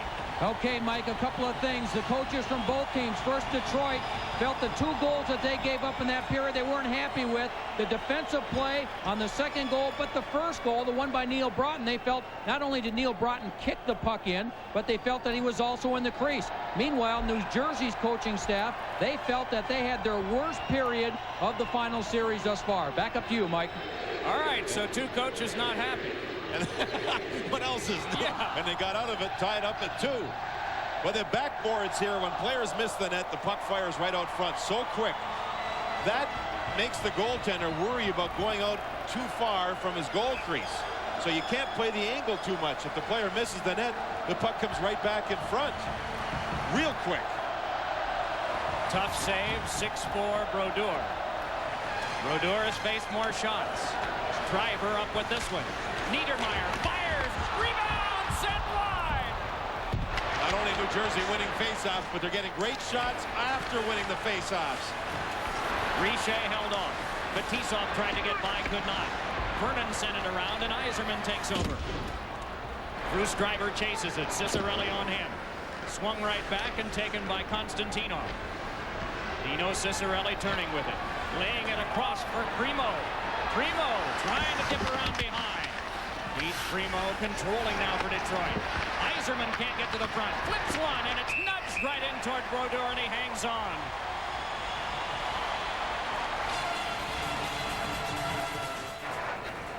We're tied up at 2. This is a shot from Niedermeyer off the face-off win by New Jersey. Watch in front. There. Konstantinov does a nice job checking his man so the rebound doesn't beat Mike Vernon. Keith Primo has such a large reach. He was able to get the puck in deep. It led to this offense, but not a good clean shot as the Devils are getting stronger and stronger in their own zone. Their history this year has been to get stronger and stronger as each period goes by. One of the best teams in the third period, not only in the regular season, but in these playoffs. Very little else can be compared from the New Jersey that we saw in the regular season to the New Jersey that has emerged here in the playoffs. The middle of March, it didn't even look like they'd make the playoffs because they were technically out of the top 8 in their conference. Injuries do that. That's for sure. That was part the of addition of Paul Broughton, or pardon me, Neil Broughton, has certainly helped the Devils. Jacques Lemaire is trying to become the 3rd student of Scotty Bowman as a player to win a Stanley Cup championship as a coach. Al Arbour and Terry Crisp were the earlier 2. Conversation, of course, before this final series centered around the teacher and the pupil and the typical things that you would have emerging. But one of the stories was that when Bowman was coaching Lemaire, They won 5 Stanley Cups, and Lemaire was the only guy who would ask the question, how? Out in front, oh, and a backhander by McKay. It's held off by Vernon. The Devils sneaked an attack through, and Randy McKay, who's been one of the top goal scorers of the series, almost got one. Mike Vernon got Detroit into the finals. Scotty Bowman said, yeah, I'm going to play him even though we're down 3-0. There's Detroit. Lidstrom makes the pass, and it does not connect. And here comes that counterattack. The Devils find a way to get offense, and Vernon stayed with it. He was partially down, but he stayed with it on McKay as Peluso looked for the rebound. This pass with a rolling puck does not connect, as you see there. Turnover at the blue line. Detroit going in one direction. Now they're caught. Lidstrom gets caught one-on-one, and this time Mike Vernon, he wins it. He's had a good second period, as has Brodeur, with the score tied at 2. Coffey connects with LaPointe, but then it's off him. Stevens nubs one back in. Shots in the period, 6 for Detroit, 2 for New Jersey. Game tied at 2. Lemieux swinging it back ahead, and Paul Coffey just lobs it back in. Stevens back to play. Watch Detroit here with what they call a delayed forecheck. Kozlov's deep. Everybody else is back towards the blue line. They're playing a very similar style in this game that New Jersey uses as their strength. Everybody knows it is the neutral zone trap. And that's one reason, I think, why we have a goal or a game that's only had 1 goal apiece with even strength scoring. Kozlov onto LaPointe. Lemieux sends it over for Richer. Coffey recovers. Jacques Lemaire was saying that he's seeing this as a trend now. Of course, New Jersey getting to the finals and being 1 away from a championship would mean that it would be a trend that would start if it hadn't already. He's noticed it in junior hockey, in the American and international hockey leagues this year, too. I think more than anything else, Mike, it came over here from Europe where they have large ice surfaces. You can't chase the puck all the time, so you play positional hockey. Here is Lemieux. Held off by Konstantinov, but he got it on to Bill Guerin. Guerin watched by Fetisov, got it over for Niedermeyer. Swung one in front, net by Brunton, flip by Brunton, score!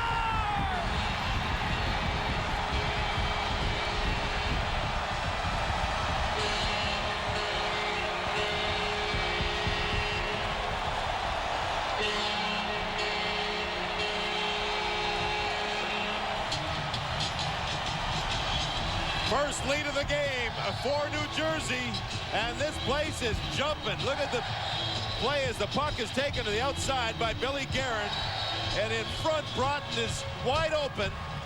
A valiant effort by Mike Vernon to keep the puck away, but finally it was jammed in.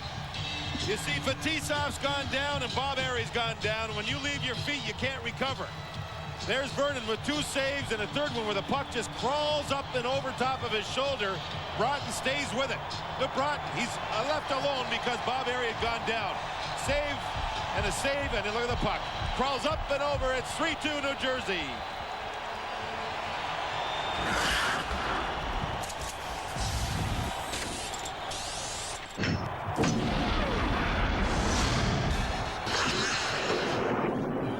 Into the game.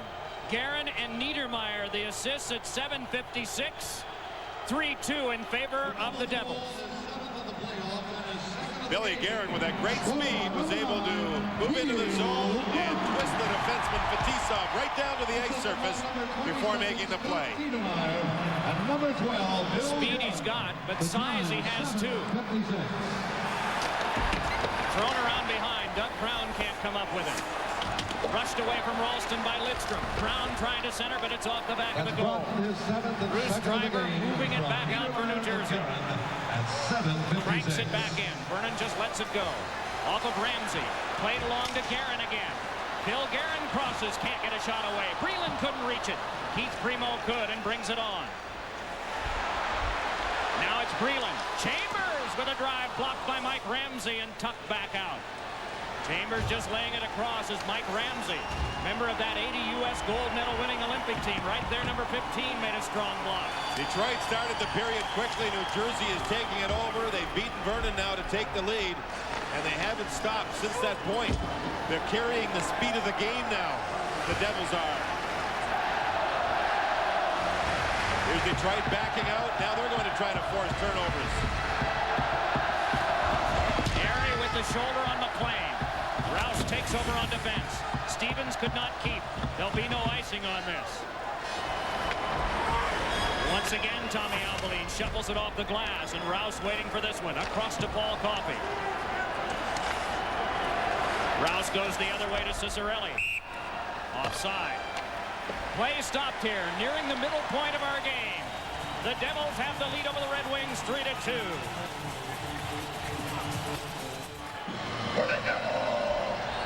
Big Stu Grimson, sometimes when you don't get a lot of ice time, you do what you can to try to fire your team up. And he's trying to do that. Draper with a big hit there on Billy Guerin. Greeland with a little help from his side. I must apologize. I said for the first time the Devils have led. I should say the first time in this period. The Devils opened the scoring with Broughton getting the goal early in the game. I apologize for that. Broughton resting at the bench. The big boys are out right now. Bringing it on and rolling it back in is Stu Grimson. Scott Stevens back to play it. Oh, going low on him was Lapointe. Lapointe battling with Stevens in the corner. Fedorov crunches in. Carpenter took it away. Back up to Lemieux. Can't get it by Konstantinov. A wrestling match in the corner. And Lapointe and Stevens, who started in behind the goal net, and Lapointe low bridge Stevens, they just kept right at it all the way along the boards. Finally, Bill McCurry blew the whistle, and it may be a trade-off of Lapointe, who's already drawn 2 penalties in the game. He may be going off with Scott Stevens for a rest. Not much after the whistles in this game. Here's Grimson and Richer. If Grimson gets somebody like Richer in the penalty box for a long period of time, he'll win the battle. Even if they get, sometimes referees will give out 10-minute misconducts when they go at it after whistles. And if that indeed happens here, a Grimson-Richer is a win for Detroit. Lapointe came flying in. Stevens knew he had to get to the puck, and he had 2 men bearing down on him. And Lapointe went low. Scott Stevens likes to do that himself a lot of times, go low when he throws a body check. Well, they continue to really push and shove here for Tisov and Chambers. Here's Stevens. He's got a man coming from each side of the net. Boom. Lapointe went down and low, and they just stayed right after one another. All along the boards. They continued to battle and battle. It catches the hip here of Stevens, I think, more than anything else. Not the knee, thankfully. Stevens was okay to get up and battle as they continue to push and shove. You haven't seen very much of this at all in the playoffs. Now they casually separate. Most players have their gloves on. Over the last 3 years, the fighting has dropped off markedly, especially in the playoffs. John was talking about size earlier. When the guys were big the last time, it was the mid-70s, but it was size not necessarily combined with skill because they needed fighters. Well, in these playoffs, 80 games have been played. There have been 10 fights and none in the last month of playoff competition. It's been just fierce like this. But Stu Grimson was the last guy to have a fight. It was in the second round with Jeff Hodgers of San Jose. You talked about having fighters back in the 70s. We had Dave Maloney. My buddy.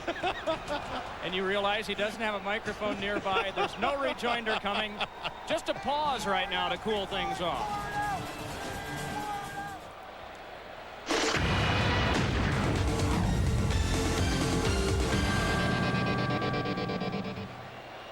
Scotty Bowman said he wanted a low-scoring game. Sounded kind of odd coming from a man whose team had led the league in total goals scored for the last 2 full regular seasons. Finished third only to Pittsburgh and Quebec in this shortened season. This is not really low scoring, but it is 3-2 by Devils standards. It's starting to get high scoring because they normally don't give up more than 3. Yeah, when the Devils score 3 goals, generally they win, period. I think with Scotty Bowman, his hockey club has given up 2 goals right around the goal crease, both by Broughton. They've also given up the power play goal by Chambers, but both by Broughton, getting around the goal crease, finding a way to find the puck. Talking about size, Joe Micheletti has some friends not far away in our Meadowlands Arena in East Rutherford, New Jersey tonight. Yep. Oh, okay, Mike. Yeah, I sure do. With me is Dave Schultz and Boris Kindrachuk. Both these players are celebrating an anniversary. 20 years since the Philadelphia Flyers won their second Stanley Cup. And I guess this type of action out here, Dave, you're used to got a little bit of a smile on your face. Well, this is the first time I've seen any kind of little mix-up, but playoff hockey is exciting, and this is a great game, and everybody's excited here. Boris, how's that make you feel when you sit here watching a Stanley Cup final? You wish you could play one more game. That's all. One more game would be tremendous. we had a chance to look at the Stanley Cup. How about if we take a look at those championship rings that you guys are wearing? That's what these guys are playing for. There they are right there. I would love to have one of these. Unfortunately, not. A lot of guys play a lot of years, never have a chance. So I feel pretty privileged, and so does Oris and all of us, that we had a chance to win it. Thanks, guys. Back up to you, Mike. Oris Kindrachuk, an insurance agent in the Philadelphia area, and Dave Schultz runs a limousine service. And he gets full payment on all of his invoices. Oh, I bet he does. Schultz with one ring on each hand for the 2 cups they won. You guys saw a lot of those hands over the years, didn't you? Without rings on them sometimes. Icing called and a face-off comes back near Martin Brodeur. Well, Mike, that's the thing. One more game. Just wish you could play one more game. It's a more bitter feeling to lose in a Stanley Cup final than it is to not make the playoffs or lose in the first round. When you get this close, Cicerelli, 15 years worth. Stevie Yzerman, first ever final. When you lose in the final, believe me, it's something that haunts you the rest of your life. It's amazing how many times you can drive down a freeway and think about it 10 years later that you lost, even though you were there. Coffey with a shot deflected and a save made by Brodeur. Yzerman was right at the front of the net. Good play by Yzerman, winning the faceoff and then getting to the net. If you lose the draw, you shouldn't let your man go, and Yzerman was able to get away from his centerman, who was Broughton. You see it right in the middle. Now Yzerman releases, drives and spins to get in front. Broughton got caught standing still. He's better than that. That very seldom happens to a player like Broughton. Let's see what happens on this faceoff. Yzerman wins. Broughton stays with him. Look at that. He's staying right with him. Primo had trouble playing it. Yzerman pulls away from Broughton now, trying to play it in the corner, but Niedermayer dominated. Right back it comes to the two of them, and Primo comes by. Then Yzerman again around to Primo. Albaline steps to him, and down he goes. Thrown off by Niedermayer. Broughton turns with it. Scoop to pass, and it's a 2-on-1. Niedermayer giving over to John McLean. Moves in, shoots, save, Vernon, rebound, and it went behind. Thrown by Niedermayer. McLean has shot, and it slithered wide. Coffey takes over there for Detroit. A 2-on-1. The only odd man rush that the Devils have been able to get. Right back now comes Paul Coffey. Tried to work one through, that failed. Sean Chambers shifts from defense to offense, handing over to McLean. No play, so he'll shoot. And it's deflected harmlessly to the glass. Both teams a man short for another 41 seconds. Stevens and LaPointe had those roughing minors. And it is Fedorov again. Sergei Fedorov got it over to Brown. Doug Brown shoveled it wide. And Lemieux brings it back for New Jersey. Got a pass over to Bobby Carpenter. The opening is for Lemieux, and he got loose. Shoots one, save Vernon, and he covers. And play is stopped. 8:10 to go. Second period. Still the Devils by 1. Mike, you said the only odd man rush for New Jersey. Coffey's moving in here, but watch these players go there too. There's going to be 3 on one white jersey. That shouldn't happen. 3 of them. So Primo can't get back. It's a 2-on-1. That's Niedermayer up top. McLean on the puck, and Mike Vernon gets the job done, stopping the 2-on-1. Niedermayer with that great speed jumped in to help out the Devils' odd man rush. We mentioned about New Jersey and how few goals they allow. They have only allowed 3 or less. They've allowed 3 or less in every playoff game except one. That was 2 weeks ago this very day when they lost 4-2 to Philadelphia. The Flyers in one game, the only team to get 4 on them.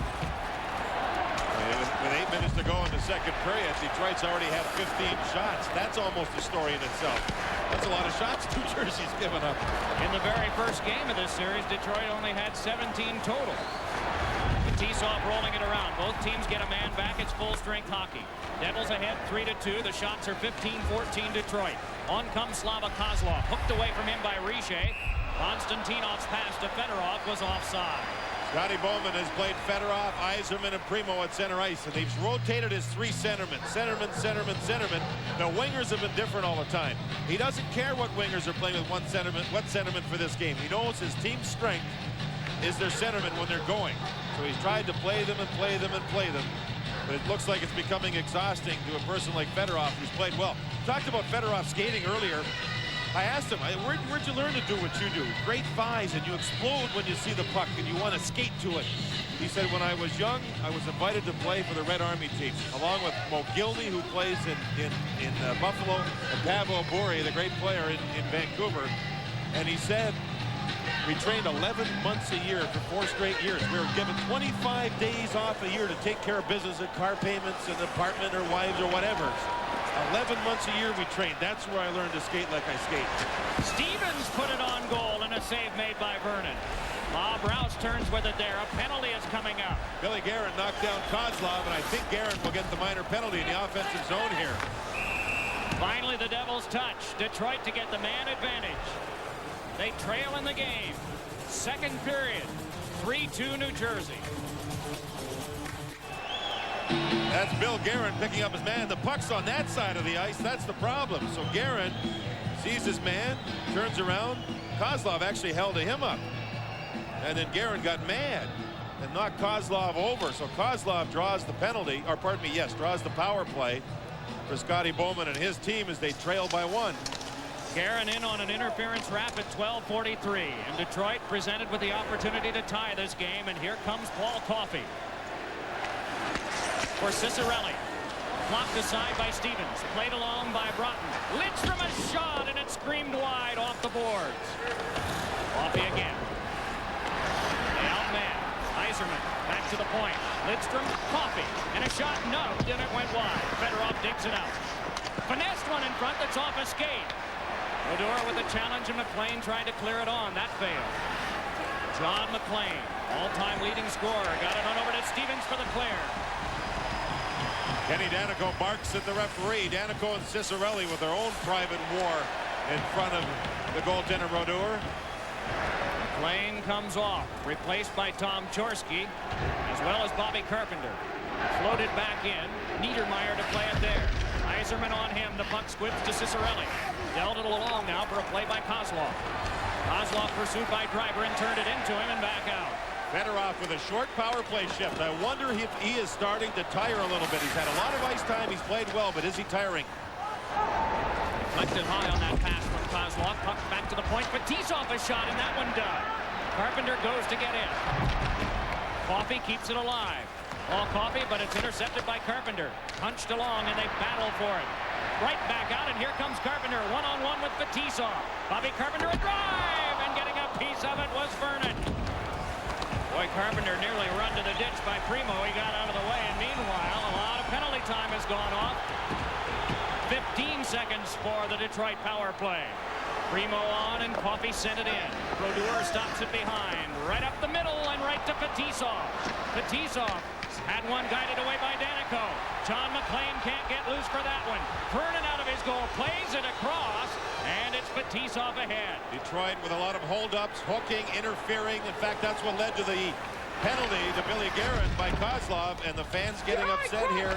But the Devils aren't. That's the key. The players are not. 58 seconds of Detroit attack time on that last power play, but they did not get a shot. Konstantinov banks it off. Scott Stevens goes to play it there, and out in front it came. McLean without a stick. Played along by Krushelnyski, and now Bill Guerin, and McLean just flipped it back down with his glove. He comes to the bench. Devils in the midst of a change. Brown sets it up. Draper a shot that's deflected to the seats by Abilene. Play is stopped here at the Meadowlands Arena. Another bear hug of players in this 3-2 Devils lead. Goaltenders are like homing pigeons. You don't want to get too far from home when you get rid of the puck. Get back to where you belong quick. John McLean with the Willie Mays basket catch. He looks up. He doesn't have his stick, so he does the next best thing. He dumps the puck right out of the zone. Like I said earlier about Guerin did get upset when he was interfered with by Kozlov and took the penalty on the retaliation. The Devils players can't as a group allow this touching and holding, and they're being interfered with and not allowed the forecheck. They can't let that bother them and end up taking penalties and put themselves in the penalty box and make their penalty killers and goaltenders do the job for them. They've got to, actually that's what they're good at. So they've got to live with it. They do it a lot. Now Detroit's trying to do it a lot. That's the interesting point, because they've brought a lot of retaliatory penalties against them that led to their power plays with the same sort of thing. At the conclusion of our game, John and I will select a new Dodge player of the game. Latter stages of the second period. The shots are 16-15 in favor of New Jersey. Albeline with a pass off Breland. Konstantinov sends Lapointe ahead. Lapointe over to Yzerman. Steve Yzerman fed it across. Ramsey put one in front, and it's shaped wide by Airy on the rebound. Great play by Yzerman. The puck was sitting there, but Detroit couldn't finish. Breland trying to finesse by. No sale from Konstantinov. Lapointe nudges it back for Yzerman, but he's met then by Chambers. Chambers pass misfired for Guerin. Now we have a period of time where the Devils are turning the puck over, and Detroit is countering and starting to get some offense. It is Chambers again. Leads it ahead for Broughton in an onside play, but he's wrestled to the corner by Coffey. Devils in the midst of another change. Dino Ciccarelli's pass bounced near McLean, but is controlled by Bob Rouse. Sails it back, and Brodeur sets. Reimer taking it there. Pass intercepted by Primo. Missed for Ciccarelli, though. And Paul Coffey lobs it back in. Reimer pursued. Got out of the way of the Primo hit. Gets the puck back again. Off the boards for Chorsky, and he's hit. Dino Ciccarelli. A lot of play between the blue lines now. McLean flies it back in. Another change in lines for New Jersey. Primo comes off for Detroit and is replaced by Chris Draper. He deflected that one ahead, but Lemieux just plopped it back in. Rouse pursued by Richer. Ciccarelli chipped it. Stevens must play in neutral ice, and the Devils regroup. This is now seeming like the recipe Scotty Bowman wanted. It worked really well in the first. Looked like the teams were starting to go end-to-end a little bit, as much as they're allowed. Here's Fetisov with a shot. That went off the back of Ciccarelli. They scrap for it, but emerging now is Richer. And Richer just angles it back in. It's virtually non-stop, but it's slower.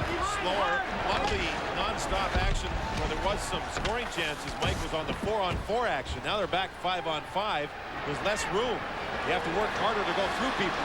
McCarty with a pass that ricocheted in front and is covered by Brodeur, and play is stopped. And Draper knocked down Albeline, the defenseman, to get open. And they're trying to get to the goaltender. Brodeur just gets up and skates away as everybody else starts to push and shove. The Detroit defensemen stay away from joining the pushing and shoving to make sure the faceoff stays in the New Jersey zone with under 2 minutes to go here in the second period. Here we see on the left side of the ice, number 6, Albeline. He's got his man, but his man knocks him down. That opens up the ice. All of a sudden, Brodeur's got to reach out, find the puck, and then you see the support as Breland, number 18, got back to help out the defenseman who was knocked down. There's a good change of speed to the outside. The puck's in front. You know, that was a nice play by Brodeur. The pass across, he used his goal stick to stop the puck from there, from getting to the target where it was supposed to go, and then held on. And you see Draper driving to the net, doing everything he can. Brodeur did not get upset by this pushing and shoving. Watch the goal stick. Beautiful, right there. Draper tries to find the puck, and Brodeur takes away the low shot, does a nice job in covering up, even though he was attacked. From the face-off, the Devils have it. And Albeline angles it back out. John McLean able to pull away. McLean sent one in front, guided away by Vernon. And it's Kozlov in the final 100 seconds of the second period. Bouncer in on Brodeur, and he hangs on. You often notice goaltenders talking to the officials, as Brodeur did during the stoppage of play. Is part of that engaging them to get them on your side, to blow the whistle quickly, for example? Oh, absolutely. And as soon as the puck got into Brodeur's glove on that little play, the referee just blew the whistle immediately. So it worked. Absolutely. I think one thing we've seen in this game is Detroit's really tried to crowd Brodeur, really tried to get him off his game. In fact, Primo took a penalty in the first period, bumping the goaltender. Billy McCreary, as a good referee does, recognizes it, and he wants to blow the whistle to keep players away from engaging the goaltender. Bill McCreary, 11th year in the league. They start with a staff of 59, and by the time you get to the finals, there are only 7 officials left, 3 referees and 4 linesmen.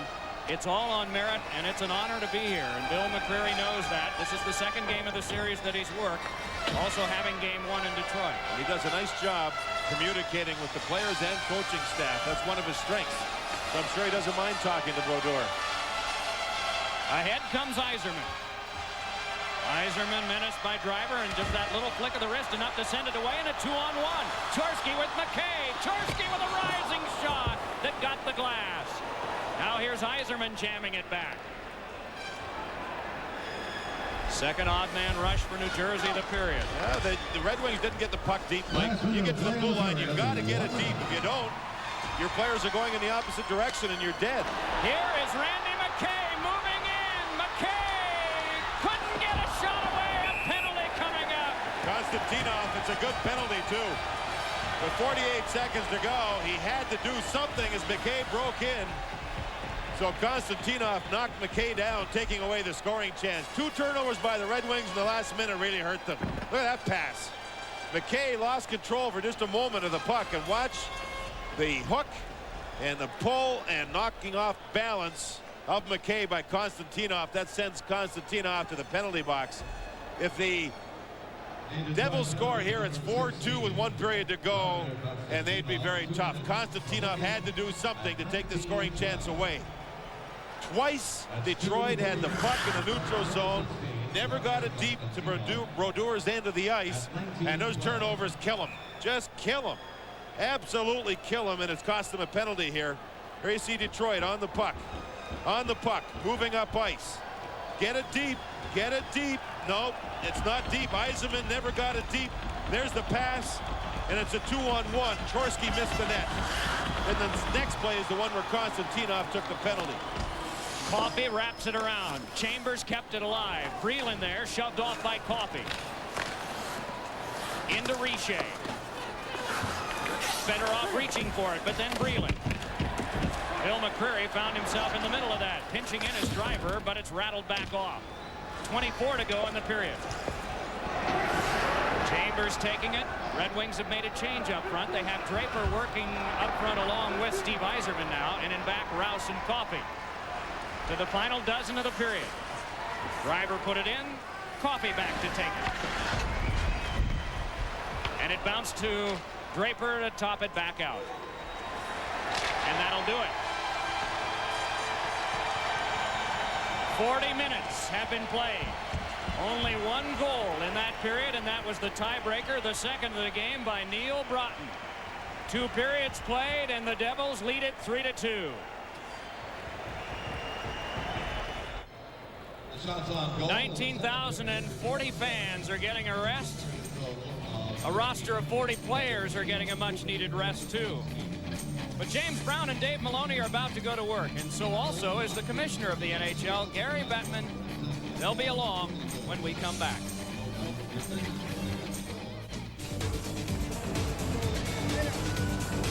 Folks, this is the Holy Grail, that which is being fought for, and 20 minutes remain in regulation to see whether or not New Jersey can do it.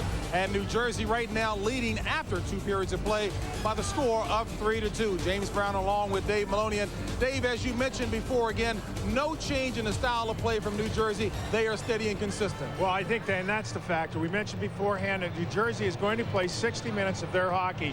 They tighten the ice up after they open the ice up for Fedorov, but New Jersey, no difference. A little tighter, keep plugging away. And speaking of no difference, let's give Detroit some credit as we take a look at the highlights. No change in the intensity. Look at Martin Lapointe delivering a hit on Danico. Oh, boy, that's a payback, I think, from Stevens on Kozlov. You talk about the open ice. This is what I speak of. 91 is much too dangerous to give him that kind of room. Paul Coffey going to knock in a shorthanded rebound goal there. Now, I want you to pay attention to Bruce Driver at the top of the screen. He's going to make a great fake right there. Down go 2 Red Wings. That opens up the ice, and Chambers cranks it home and beats Vernon to the high side. That was late in the first. Again, this was much like the Devils' first goal. Billy Guerin wide. Neil Broughton gets himself in front and perseveres, and they talk about paying the price. He does that. Stoughton low. Now watch the puck. Over it comes, and oh, Mike Vernon a little exasperated in the net. 3-2 hockey game, JB. And that's exactly where we stand after 2. And as you mentioned again, the ice has gotten just a little smaller thanks to New Jersey's strong defense. Folks, when we come back, we're going to take care of a little business with the guy who can certainly share about the state of the league. More importantly, this franchise, the commissioner, Gary Bettman.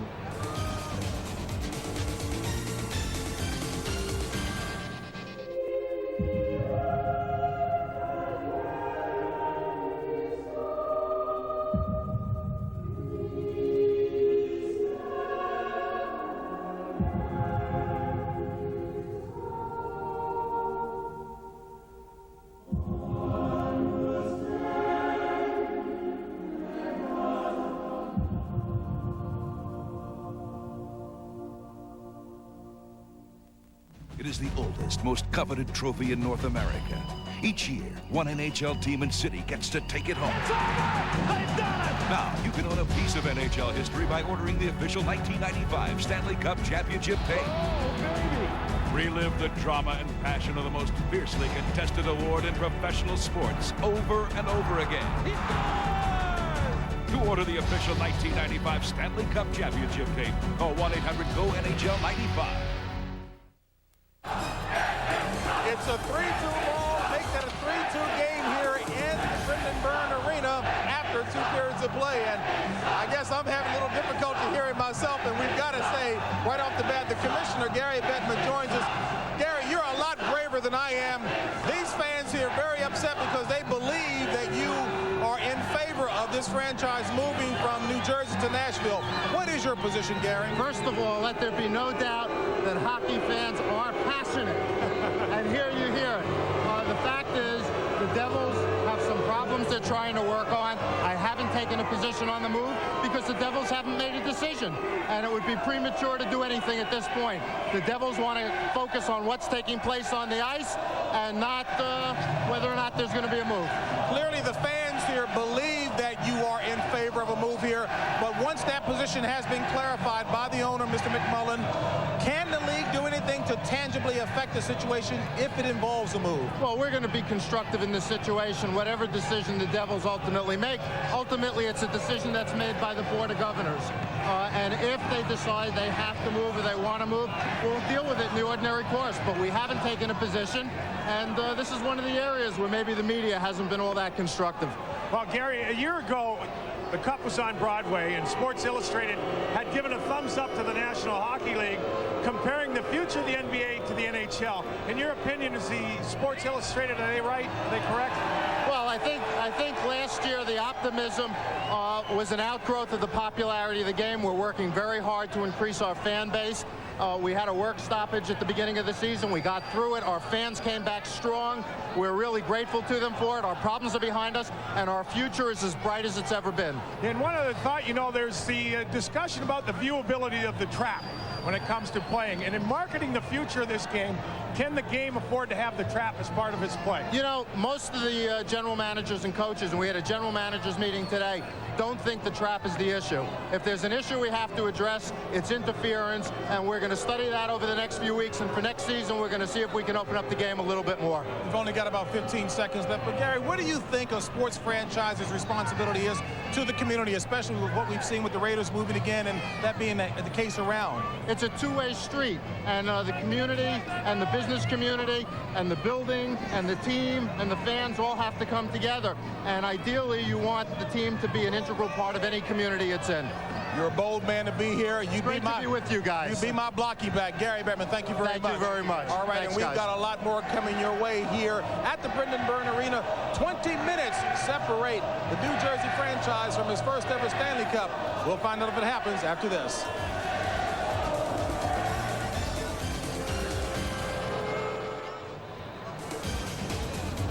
"20 minutes is all that separates the New Jersey Devils from having their names etched on the Holy Grail, the Stanley Cup. And right now the Devils are nursing a 1-goal lead going into the third period of play. We'll be back with Mike Emmerich and John Davidson after this.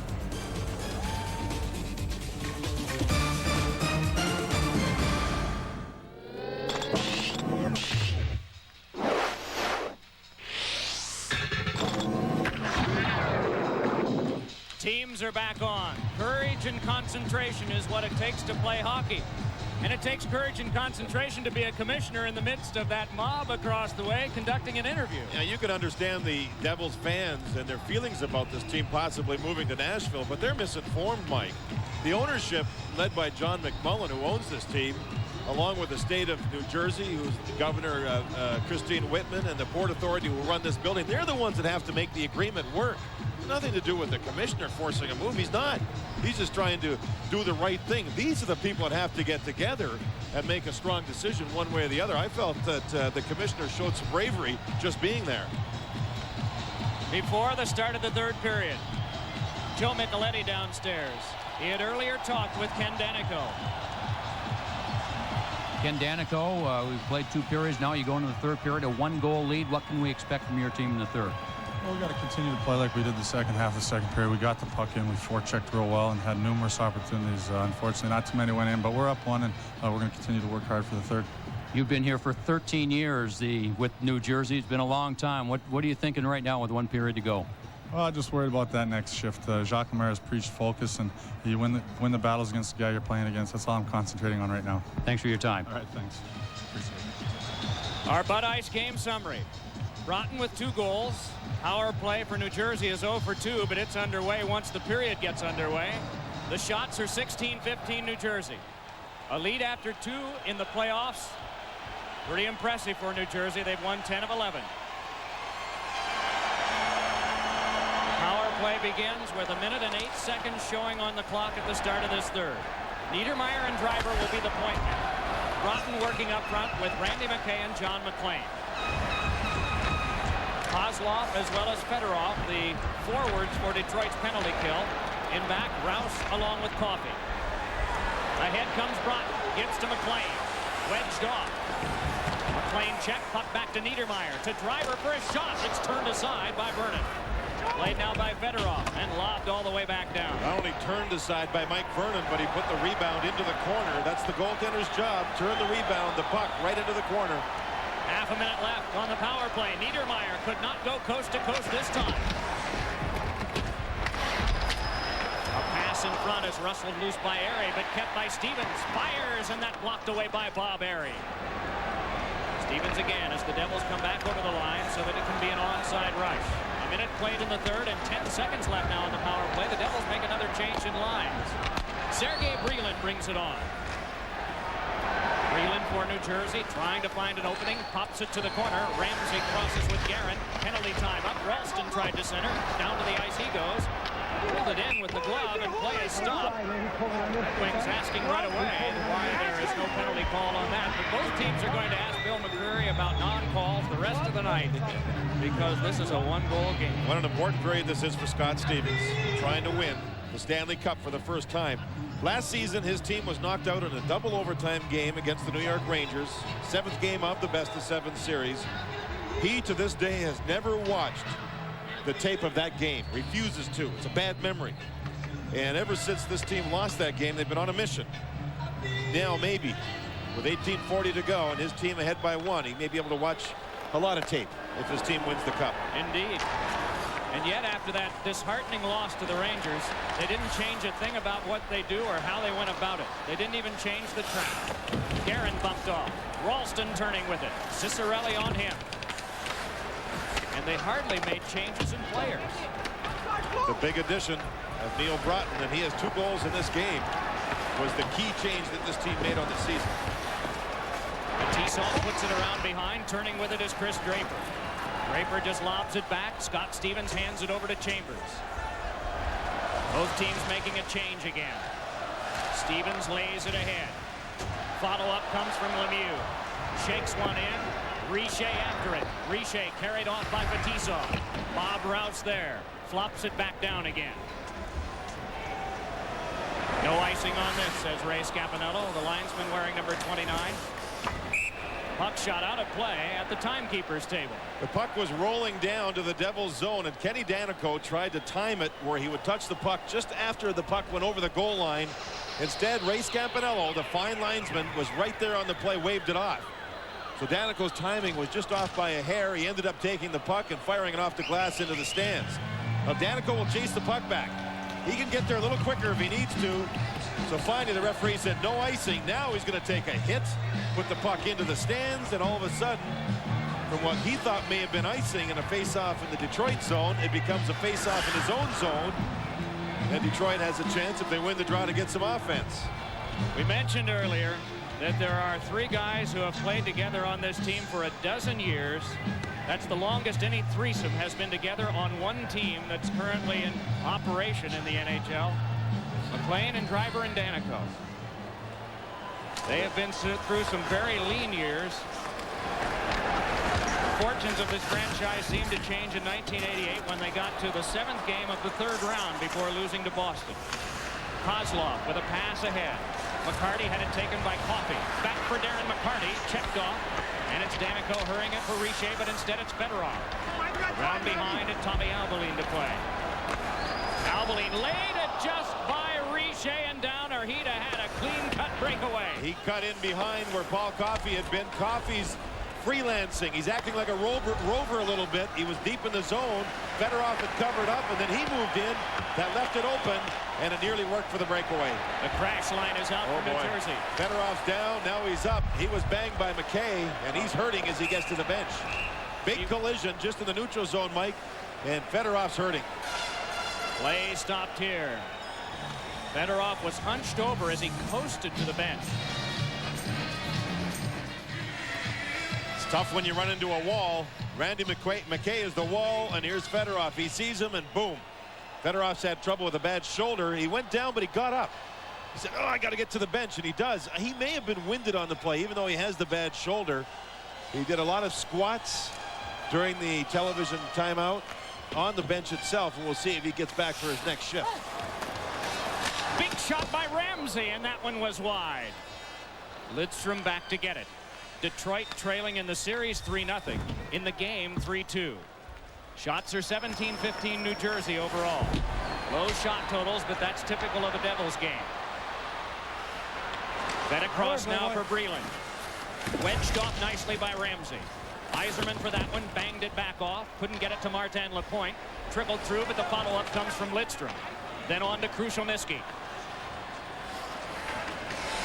Detroit making a change in defense. Yzerman playing it ahead. Cicerelli worked one off a Breland stick. Konstantinov was offside and play stopped. Still seeing the good play by both teams within the rules that are the players are allowed to play with. The interference, the picking, the holding. With the commissioner, Mr. Bettman, on during the intermission, I thought the best news of the interview was during next preseason, they're going to look at that. I think the referees will be busy during the preseason next season at calling the interference and the holding and the clutching and grabbing and the picking. And the game's going to open up. And if the game opens up at all, it's fast, it's exciting, there'll be more goal scoring, and the players will have to adapt to it. I'm looking forward to that already. Yeah, I am too. You think about the notion of size and how a lot of teams, including perhaps Detroit over the summer, will add more size for next year. How is that going to be affected? In terms of the size and also the fact that you're not going to be able to hold up an opponent that much anymore. The only fear I would have is that if you can't interfere a little bit with a forechecking big forwards, the defenseman might get killed. The defenseman might get punished and punished and punished as they go back for the puck. But I think the league will adapt and make it important for the game itself and for the players not to be injured on the play. And the players will have to adapt. The players are smart. They will adapt if they're given enough penalties during especially the preseason. This telecast presented by authority of the NHL, intended for the private use of our audience. Any publication, rebroadcast, other use of the pictures, descriptions, and accounts of it, including the imposition of a charge for viewing the telecast without the express written consent of the NHL, is prohibited. Dave Maloney, James Brown, Joe Micheletti, away from our center ice location with John Davidson, Mike Emmerich. McKay shot it wide. They want a party to start in northern New Jersey tonight. Not yet. Oh, and that one spiked away from Richer. Detroit trailing by 1. Richer really hit by Primo, and he went down. Right back up with it is Kozlov. Moving up with Cicerelli. Kozlov wiped out. Chambers turns it back the other way. A 3-on-2. Bobby Holik fires, and a save made by Vernon. Coffey dumped it back off. Holik moves to that one. Scott Stevens kept it alive. Rolling it around now for Richer. The Devils in the midst of a change, so he's all alone. And back up with it comes Sergei Fedorov. Big shot by him went off Danico. Stevens gave it on to Broughton. So Fedorov did not miss a shift, though it looked like he had been hurt by that hit from Randy McKay. Icing called against New Jersey. Play stopped. 3-2 Devils. How strong is Stéphane Richer? When Primo hits people, he explodes on them and knocks them down. This time Primo went down. Richer stayed on his feet as he was part of the crash line in place of Peluso on that shift. This kid, Di Primo, quickly becoming a star in this league, has really put forth a gutty performance here in Game 4. Lemieux couldn't start away with it. He just throws it back out. It is a collision sport. They often play 4 times a week, especially this year. You don't get this far without being physically spent and punished. Some way or other you come up with adrenaline, and welts may not heal faster, but you don't pay as much attention to them at this time of year. 26 teams started it in January, and now we're down to these 2. And the Devils don't change their style. The fans can feel it. Look at the smiles. They can feel it. They saw it happen across the river last year. It's got to be nothing worse than an opponent that's a direct opponent getting it done. Ranger fans, I'm sure, aren't happy right now. It's like the Devil fans were not last season. It is Driver weaving his way through center. Again, Vernon watches as it comes along near Doug Brown. Muscled behind for Bob Rouse. Kept by Driver. Shoots one that ricocheted to Lemieux. Lemieux to Carpenter. Pad, stop Vernon. Richer a shot, and that blocked by Coffey. Richer getting double shifted, and that's a great vote of confidence by Jacques Lemaire, the head coach of the Devils. Richer getting a lot of ice time here. Vernon with another good save on the offside. And the fans respond once again. Jacques Lemaire has a philosophy. We want to force the man with the puck to make a play before he wants to. And that creates turnovers. It creates offense. It creates good defense. And his team lead 3-2 with 13:51 to go. Isn't it marvelous how sports can unite a community? We saw that last weekend in Detroit. Banners hanging all over the city. The city's talk is hockey. The region's talk here in the metropolitan area, particularly in northern New Jersey, is hockey right now. Both teams have done a good job in blocking shots. Ramsey again to Stu Grimson. Lapointe trying to get there but can't. Wedged by Niedermeyer. Rolled around by Alvaline. Chipped along by Mike Peluso. Hacked back in by Ramsey. And into the third row. Well, Detroit's system that they employed tonight and tonight only. How do you summarize it now that we've seen it for about 45 minutes or more? Well, during the regular season, they had something called a left wing lock, where the centerman and the right wing would go in deep, Mike, and try and force things. The left winger would stay all the way back, almost up at the blue line, to help the defenseman if the other team came out with a puck.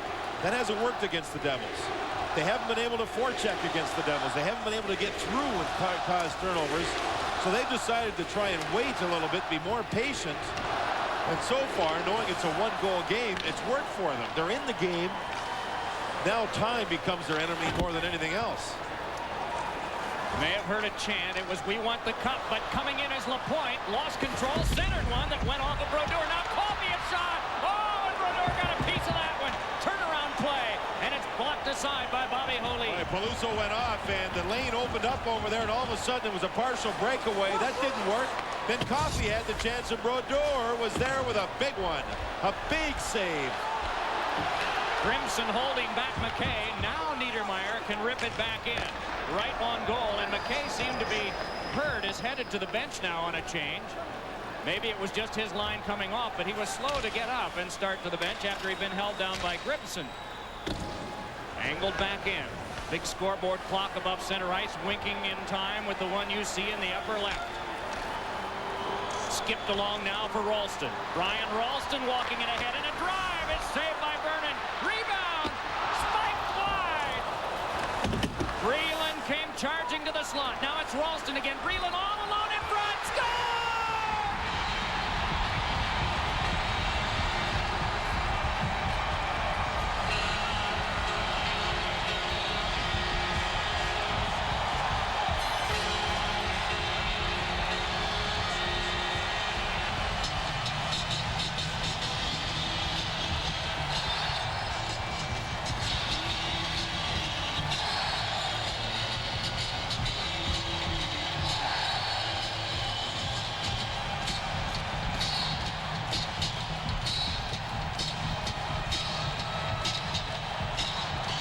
they can feel it now.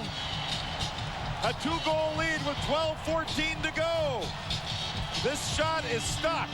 But watch the Devils with their tenacity. That's one loose puck they've gotten to. Watch them continue to work the boards. There's another loose puck. Look at Breland in front. He got rid of his check. And he just turns and 360s the puck in past Mike Vernon. Shot and a save.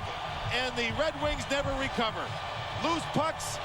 And it's been Detroit trying to battle for them. And here, watch this play by Ralston into Breland. What a beautiful pass, and Breland had time to beat Mike Vernon. Vernon moves across. Breland, as you see, sweeps the puck inside the goalpost. 4-2, Detroit.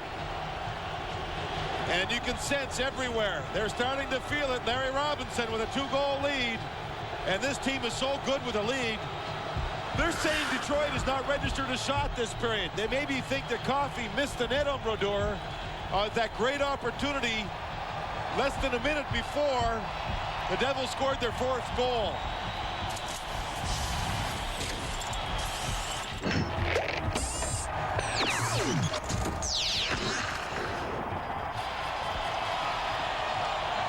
Did Brodeur make the save?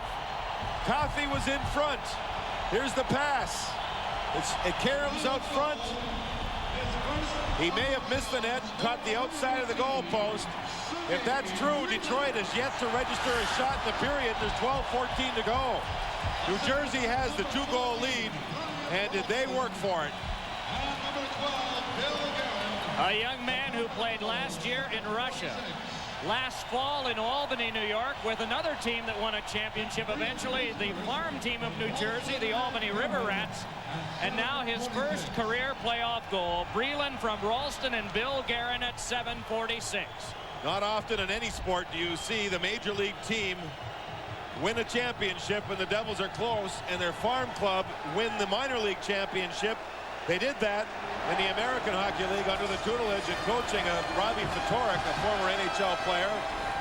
This organization's deep, they're good, they're well coached, and they now enjoy a 2-goal lead. Vernon hands behind. Lidstrom bumped it back off the boards. Kozlov took it there. Gives it back over to Nicholas Lidstrom, through to Fedorov. Tied up by Driver. Fedorov with a lot of stutter, stops and starts. A pass is off Coffey. Lemieux brings it back. Watched by Lidstrom. He just angles it back in. He made sure he got the puck deep. Now the Devils can make a change. Smart play by Lemieux. Nothing fancy whatsoever. That one flown by Coffey. No icing. Brodeur got help from Driver. Dumped along for John McLean. Then over for Chorsky and back down. Detroit trailing by 2. New Jersey splendid on the road, particularly with 2-goal leads that are almost like 3s or 3.5s. At home, they are good too, but their record shows the dominance that they had on the road in these playoffs with record-setting performances. Here they have the 2-goal lead. Detroit will see a lot of the trap. They'll try to break it with speed like that. Yzerman trying to get by, chopped at one, and it's scooped up by Brodeur.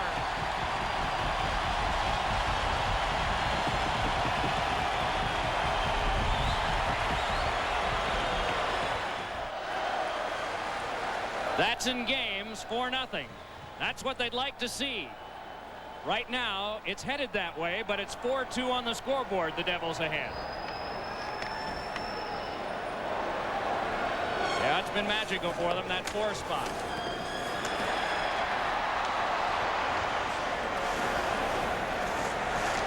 Konstantinov trying to shake loose, gives over to Yzerman. 9-year captain of the Red Wings, hands it on now for Draper. Punched it around behind. The bear hug by Lapointe. The spin on Stevens. They can't clear. Lapointe stood up by Stevens again. Saw Konstantinov in. The defenseman for Detroit will be in on the offense as much as possible now, as they have to do anything and everything to try and score. Broughton took the last face-off, and when New Jersey moved the puck out of the zone, he went right to the bench in favor of Breland. So Jacques Lemaire trying to do everything possible to be smart here and not make a mistake from the bench to give Detroit life or a chance to score. Now the crash line comes on to meet up with the Big boys for Detroit. Krushelnyski, McCarty, and Grimson.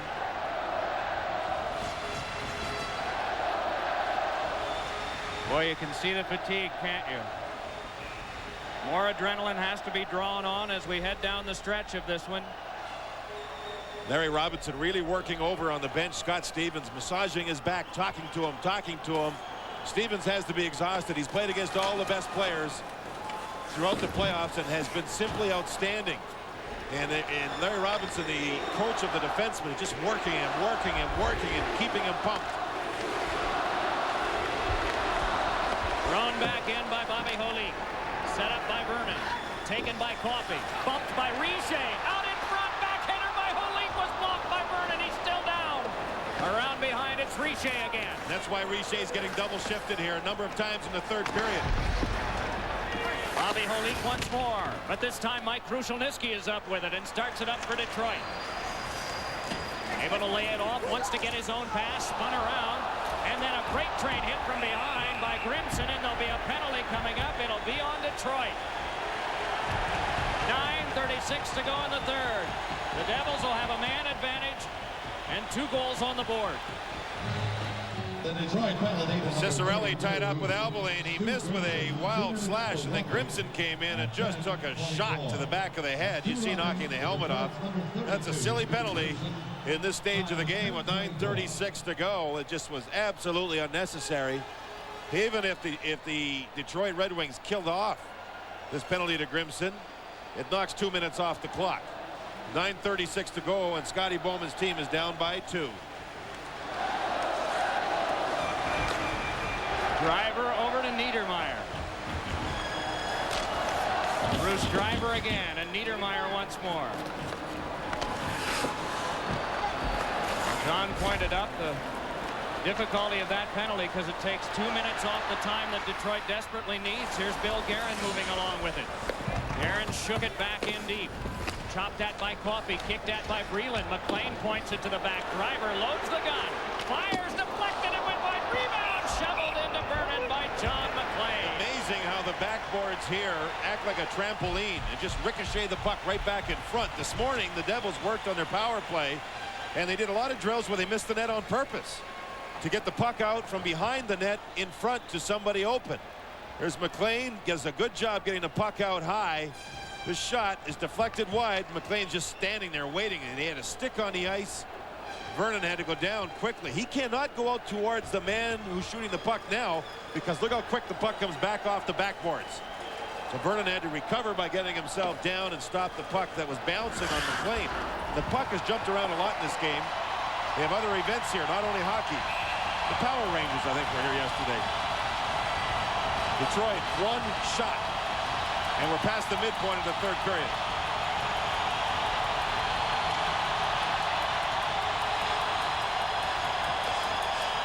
The scoreboard is not urging them on now. They're making a lot of racket that has just started as the Devils try their attack that fails.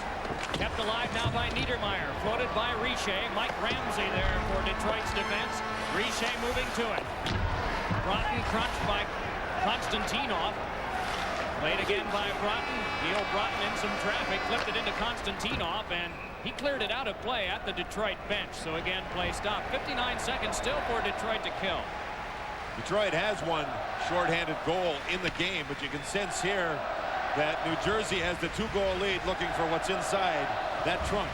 And they're not going to take even chances on their power play. They're trying to play it wise, trying to play it smart. That's a beautiful thing in there, Mike. That's a beautiful thing. When you consider that you get your name on it and it stays on it, unlike most trophies that are presented anywhere in any kind of athletic endeavor, your name is on there and it stays. One thing they did have to do a couple of years ago was to remove one of the rings on it. That ring with a lot of names on it from the 30s and 40s is at the Hockey Hall of Fame. They just needed more room. They didn't want to make that trophy any taller. But it is impressive when it's wheeled out, and it's done with gloves on. New Jersey looking for the first time that they can get their names on that. And only 2 of the Devils have ever been on a Stanley Cup champion. Tisov throws a little bit of a scare into Detroit, but the pass went off Bob Airy. 28 seconds on the Devils power play. Breland banks it back in, and it's Vernon. Cranked around by Rouse. Kept by Chambers and pitched further. Bill Guerin rolls it along. Taken by John McLean. McLean back to Chambers. Chambers waits. Shovels one that's deflected wide by Guerin. McLean again and back to Chambers. 7 to go on the power play. Stevens snubbed one wide. Bill Guerin goes down. Breland peels off with it. Sergei Breland back to the point. Stevens fires. Deflected in front. They jam away at it, and coming back with it is Breland. Penalty time is up. Thrown to the slot. Chambers and drives. Score!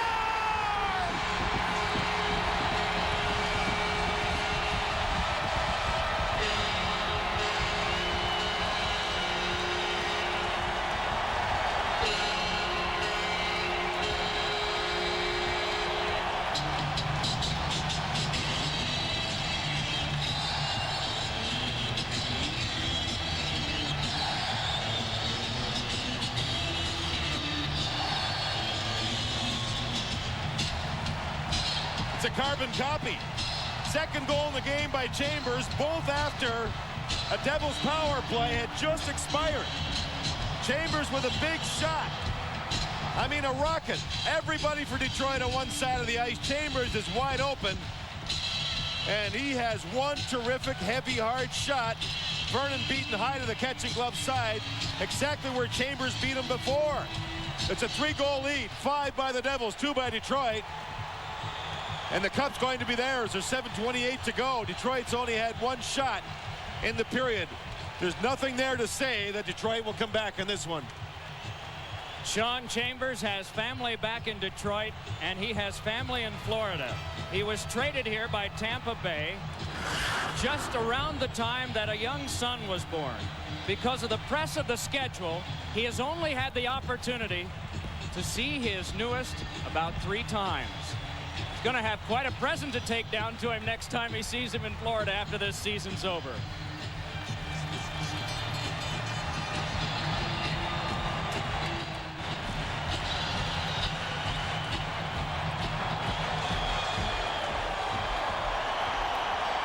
Scotty Bowman has been a part of a lot of championships.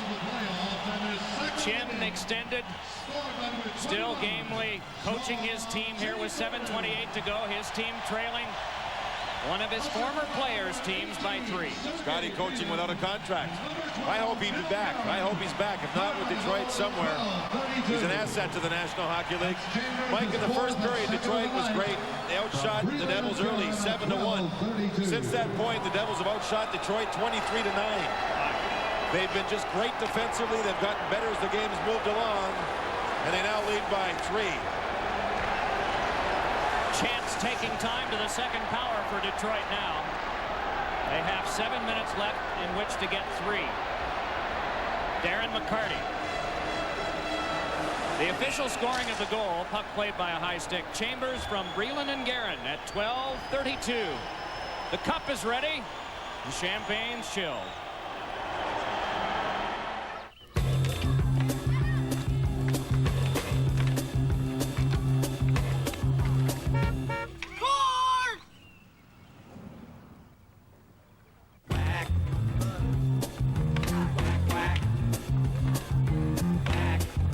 Motorcycle gang! Go Rangers! Marathon!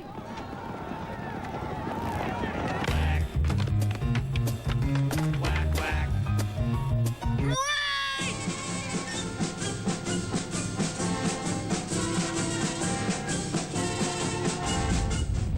Stampede!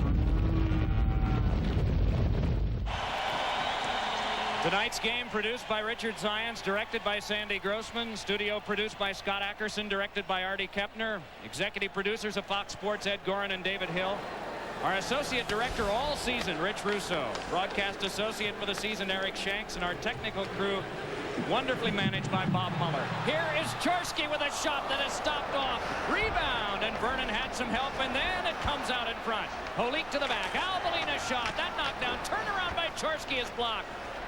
Cicerelli up with it for Detroit. Off a broken stick, it's taken by Chorsky and laid on back to Niedermeyer. Scott Niedermeyer circle to circle. Alvaline to Holik, and it's pitched back. The lead is 3. The time is dwindling. Rouse with a pass on to Ciccarelli. Back to Rouse once more.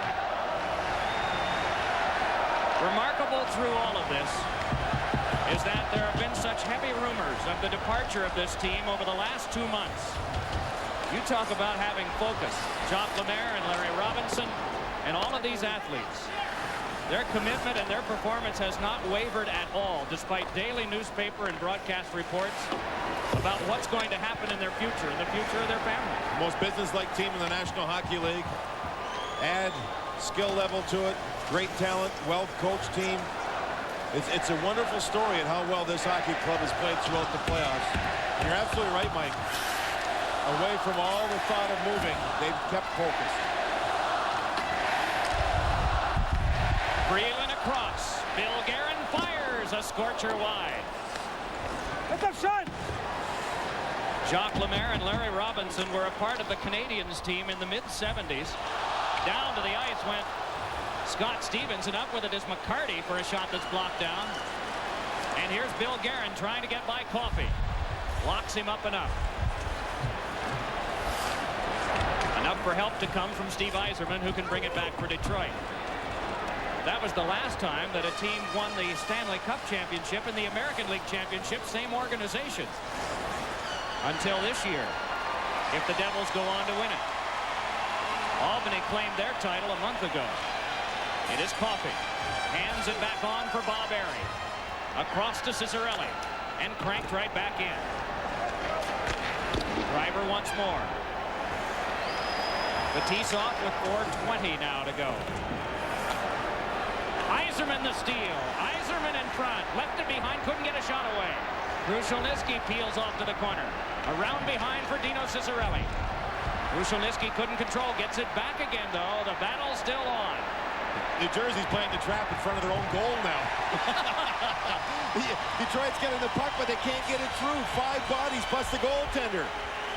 Krushelnyski with the shot wide. Still only 1 shot in the period by Detroit. 1. Not from the lack of effort, from the fact that the New Jersey Hockey Club is one great hockey club. They can talk about the trap all they want. It's a very talented hockey club with a group of defensemen that's not matched by any team in this league. We will be continuing our coverage through the presentation of the Stanley Cup and the Conn Smythe Trophy. Will it go to Scott Stevens or that man, number 22, Claude Lemieux? Or will it go to Martin Brodeur? Every clearing tossed down the ice brings a roar from this crowd. 19,040. The average in the playoffs and the average in the regular season up over 1,500 from last year. Held by Brodeur. And play is stopped.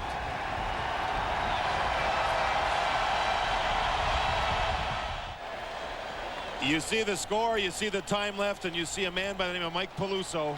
Mike, you see him all season long. That's expressing what this means to him. Tears of joy from the guy who put the crash into the crash line. And a lot of spirit into the dressing room. His family is here to watch him play tonight, coming from the range country up in Minnesota, where they're so proud of him. He was born in Hibbing, the same place as Bob Dylan and Kevin McHale. Those are the 2 most famous people. Well, by the end of the night, there'll be a 3rd guy, and he'll have his name engraved on the Stanley Cup later. An emotional guy, and he's the first guy here every day for practice, every day for the games, Mike Peluso. And he'll be one of the last guys to leave tonight. This will be his longest and probably his happiest day ever in hockey. You know, you're known as a scrapper and a fighter, and you wonder if you ever have a chance to play in the National Hockey League. He credits Mike Keenan for giving him a chance to play. You have to try to enjoy the moment. My goodness. It's just, that's what it means in this sport to be able to win it. You've got some people like Tom Troisky there with a smile. You've got Mike Peluso, can't control his emotions.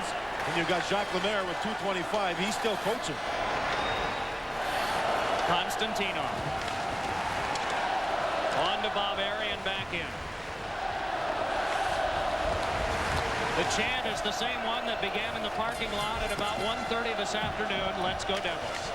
Cicerelli with one that was deflected into the seats by Martin Brodeur, and again play stop.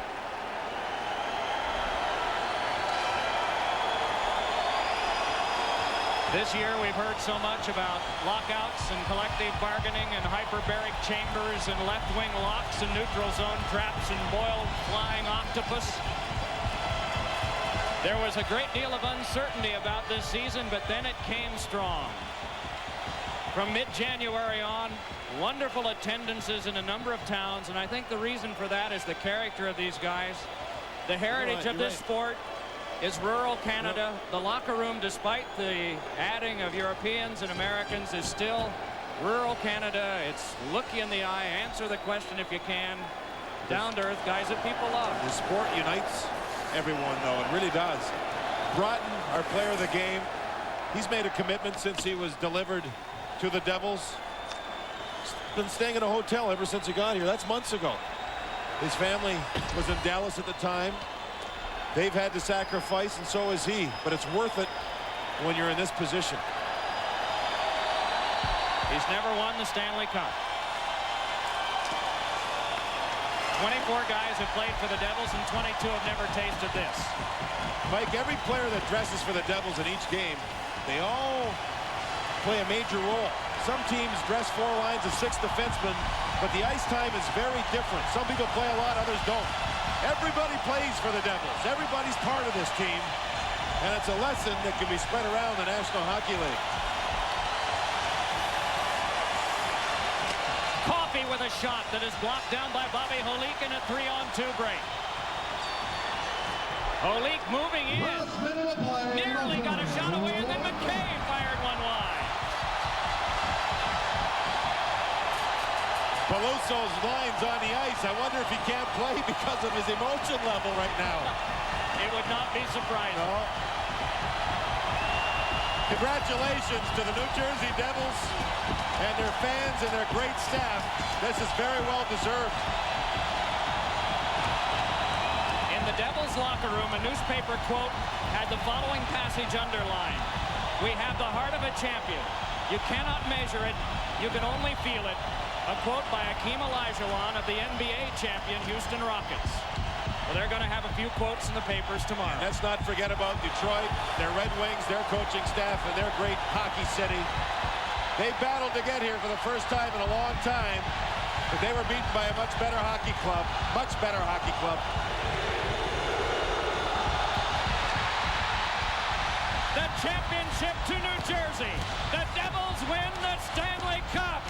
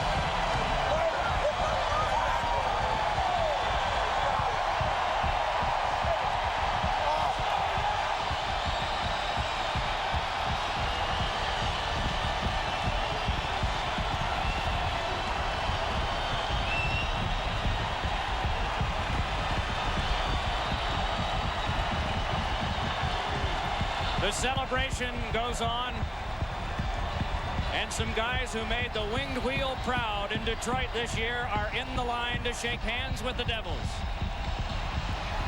For Detroit, Paul Coffey leads his hockey club as they stop, and a lot of players are hugging. The red jerseys and the white jerseys. And look at Peluso. He can't drop the arm from his face. He's crying. Fetisov, Scotty Stevens, teammates, even this season before Fetisov was traded.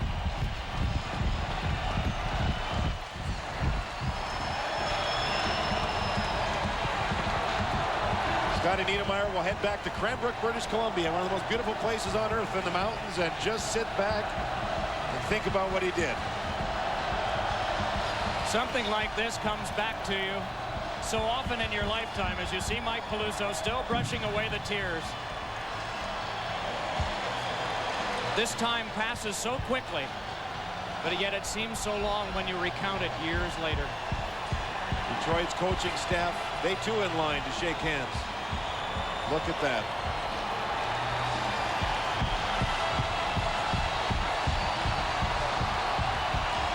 We will have the Stanley Cup.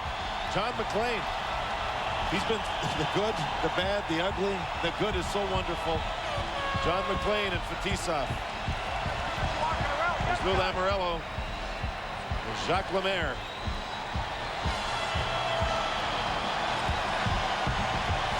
The stability came 2 falls ago with Lemaire and Robinson. Then a system, and then rejoicing. Let's check in downstairs. Okay, here we are with Scott Stevens. You know, Scott, a year ago you were signed with St. Louis. Looked pretty happy to be going there. Here you are, standing captain of the Stanley Cup winning New Jersey Devils. How's it feel? It's unbelievable. It hasn't sunk in yet. I can't believe it. These guys work so hard. It's unbelievable. Unfortunately, to be on a great team. Well, you know, you can talk about the steps up the ladder that this hockey club took to get here. Can you explain a little bit about what it took to get here for this franchise? A lot of adversity, and we stuck it out. We believed in each other, and we played for each other, and that's why we won. Now, you get a chance to go home now. You've been on the road. How happy are you to go home as a winner? Well, it was a big motivation factor. There's guys that are away from their families and kids that were just born. We wanted to win the game tonight, and we want to go home and enjoy ourselves. Well, thanks an awful lot, Scott. Congratulations. We're going to throw it to Mike Emmerich up top. Thanks a lot. Good boy. Earlier, Scott Stevens said in this playoff series, you have to have fun, or you'll be eaten alive by the pressure. The fun has begun. We'll be back with a Conn Smythe presentation, too, in just a moment. A sweep for the New Jersey Devils, and the moment is at hand for the presentations of the Stanley Cup, the dream of guys like Neil Broughton, who does have a gold medal from the '80 Olympics. They asked him how that would compare with the Stanley Cup, and he said, wait till I win it, and then I'll tell you. Well, hopefully we'll hear from him before all this is done. They are bringing the Conn Smythe Trophy out now. That is awarded annually to the player judged to be most valuable to his team in the playoffs. Last season, Brian Leetch of the New York Rangers won that award. Larry Robinson, the assistant coach with New Jersey, has won the award. It's a very special award to be your best player at the biggest time of the season. And nice to see Mike Peluso's caught himself. Yeah. Martin Brodeur, his father's on the ice. His dad's one of the photographers here in this game. The Conn Smythe Trophy is awarded to the most valuable player in the Stanley Cup playoffs. It goes to Claude Lemieux.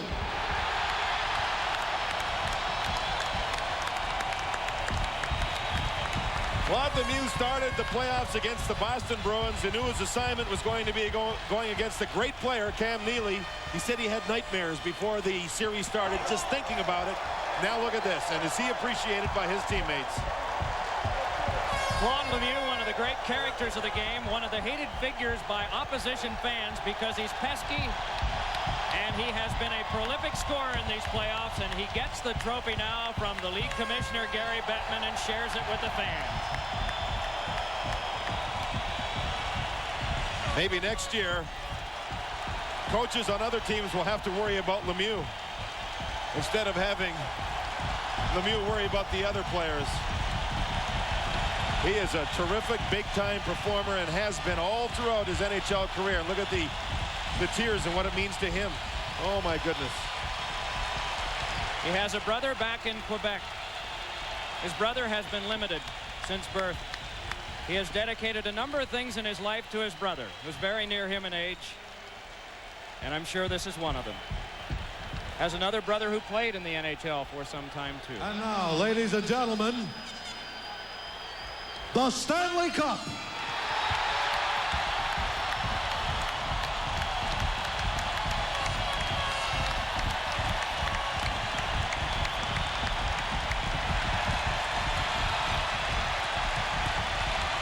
The Devils' amazing playoff run has taken the term teamwork to a new level. Congratulations to the Devils, John McMullen, Lou Lamoriello, Jacques Lemaire, and the players. Scott Stevens, this is for you. It goes to the captain. Then there are handoffs during a skate around the ice. We'll just let you watch and listen.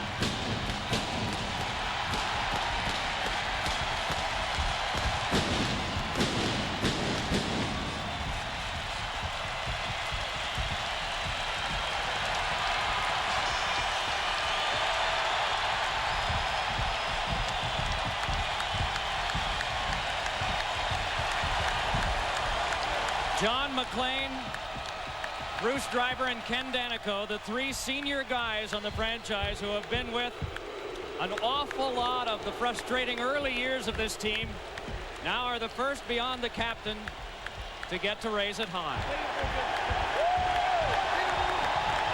Kenny Danico injured his knee earlier in the season. That's the main reason they made the trade, to get Sean Chambers. They thought he was done for the season.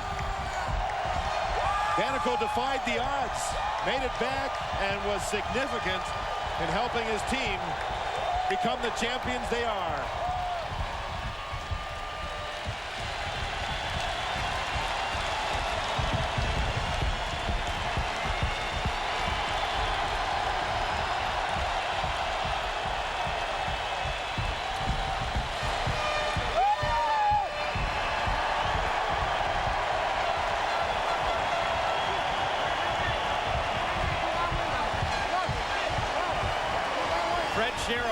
Said they're children playing a children's game. Oh, and Randy McKay almost fell with it. The interesting thing, while some of these guys have been holding it up, others have been jumping up and down and hugging like 7, 8, 9-year-old mites. It's a playoff stretch that sometimes lasts 2 months of battles and wars and battles and wars. And this is the result. It's not about money. It's about championships. It's about team play. And he is like the father to this club. And I think he's enjoying just sitting and watching his team celebrate, as he once was a player doing the same thing. Talking about head coach Jacques Lemaire. You know, Bobby Carpenter's in there. He was holding the cup up. It wasn't long ago Bobby Carpenter was playing with the Boston Bruins and fell into the boards and shattered his kneecap and wasn't sure if he'd have a future in hockey. He now has a championship. Dave Maloney has the Conn Smythe winner alongside. Dave. Well, here we are with the Conn Smythe winners. Mike Emery suggests, Claude, you've been a big game player your whole career. I want to tell you, this has been a big run for you. Does it get any better than that? Well, you know, I wouldn't be here if it wasn't for my teammates. I can't believe that I won the Conn Smythe trophy, but, you know, I played well, but the guys played unbelievable. And the guys that came up big for us tonight, what an incredible feeling. Chambers, Broughton, you know, Brillin. This is what our team is all about, and it's just an incredible feeling. Well, can you compare, you know, you won a cup with Montreal. Can you compare these two wins at all? This is so different. I can appreciate every moment of it, because in '86 it was like a dream came true that it happened so fast. And now I'm going to enjoy this one. It took me 9 years to get it back. Can you speak a little bit about the significance of Jacques Lemaire? You know, New Jersey Devils, Jacques Lemaire, you know, that's what it's all about. The minute that he came here, this team was a new team. And we believe in him, we believe in his system. And we got a cup for him, and I think he'll be the happiest man ever. Well, congratulations. Enjoy your off-season. Thanks for coming. We're going back to Mike Emmerich. Thank you. David, thank you very much. Some more carrying of the cup, and now taking it over near the glass where some of the fans can see it better. And a tribute to the New Jersey fans. So often there have been cases where fans have wound up going onto the ice in situations like this. This is a player's moment. And congratulations to those fans. They've recognized it as that. They're enjoying it too. but they're staying away from this special moment for the players. Joe Micheletti is downstairs with Detroit coach Scotty Bowman. Scotty, you had a heck of a year, but you came up a little short. What happened in the finals? Well, I think we got behind. You know, we lost a couple of real tough games at home, and then we really ran into a team that was at the top of their game. They're a big, strong team. They really know how to play good defense, and when you do that, you're going to win a lot of games, and they won a championship, and they deserved it. Your contract expired in June. Can we expect you to be coaching next year? Yeah, I wouldn't have a problem working out a contract with the Detroit Red Wings. I just said all along that I would sit down after the season. You know, there's some priorities to check with my family, my health, and make sure that everything's okay. But I enjoyed the year. Our team really put out. You know, we got close to the top, but we didn't get to the top. Scotty, thanks for your time. Mike, let's go back upstairs to you. On a night that was not good news for Detroit, Scotty Bowman's return and willingness to work something out, hopefully, is good news for Detroit. The celebration goes on. Jacques Lemaire holding the cup that his team won tonight. James Brown after this.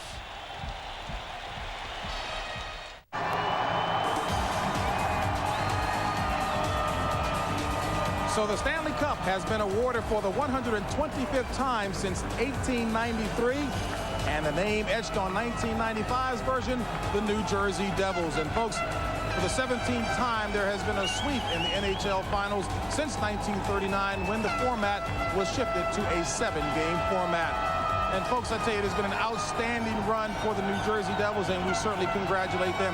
Tonight's broadcast also signals the end of our first season of NHL telecast here on Fox. And for those of us at Fox Sports, the start of this partnership was marked by the enthusiasm of bringing an exciting and fast-paced sport to a wider audience with a Fox touch. And I can certainly tell you on a personal note that from the perspective of a hockey neophyte, the NHL and its players have been as accessible and helpful as any group I've ever met.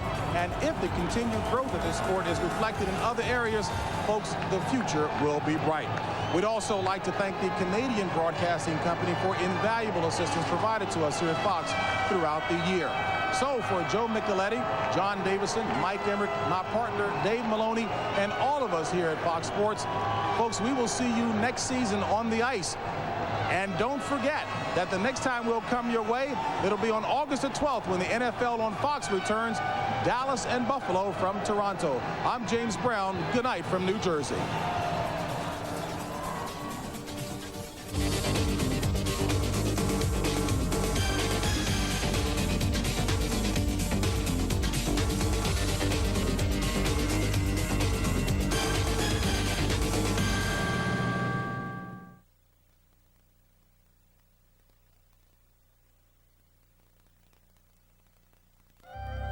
You've been watching Fox Sports, seen by most as being very, very cool.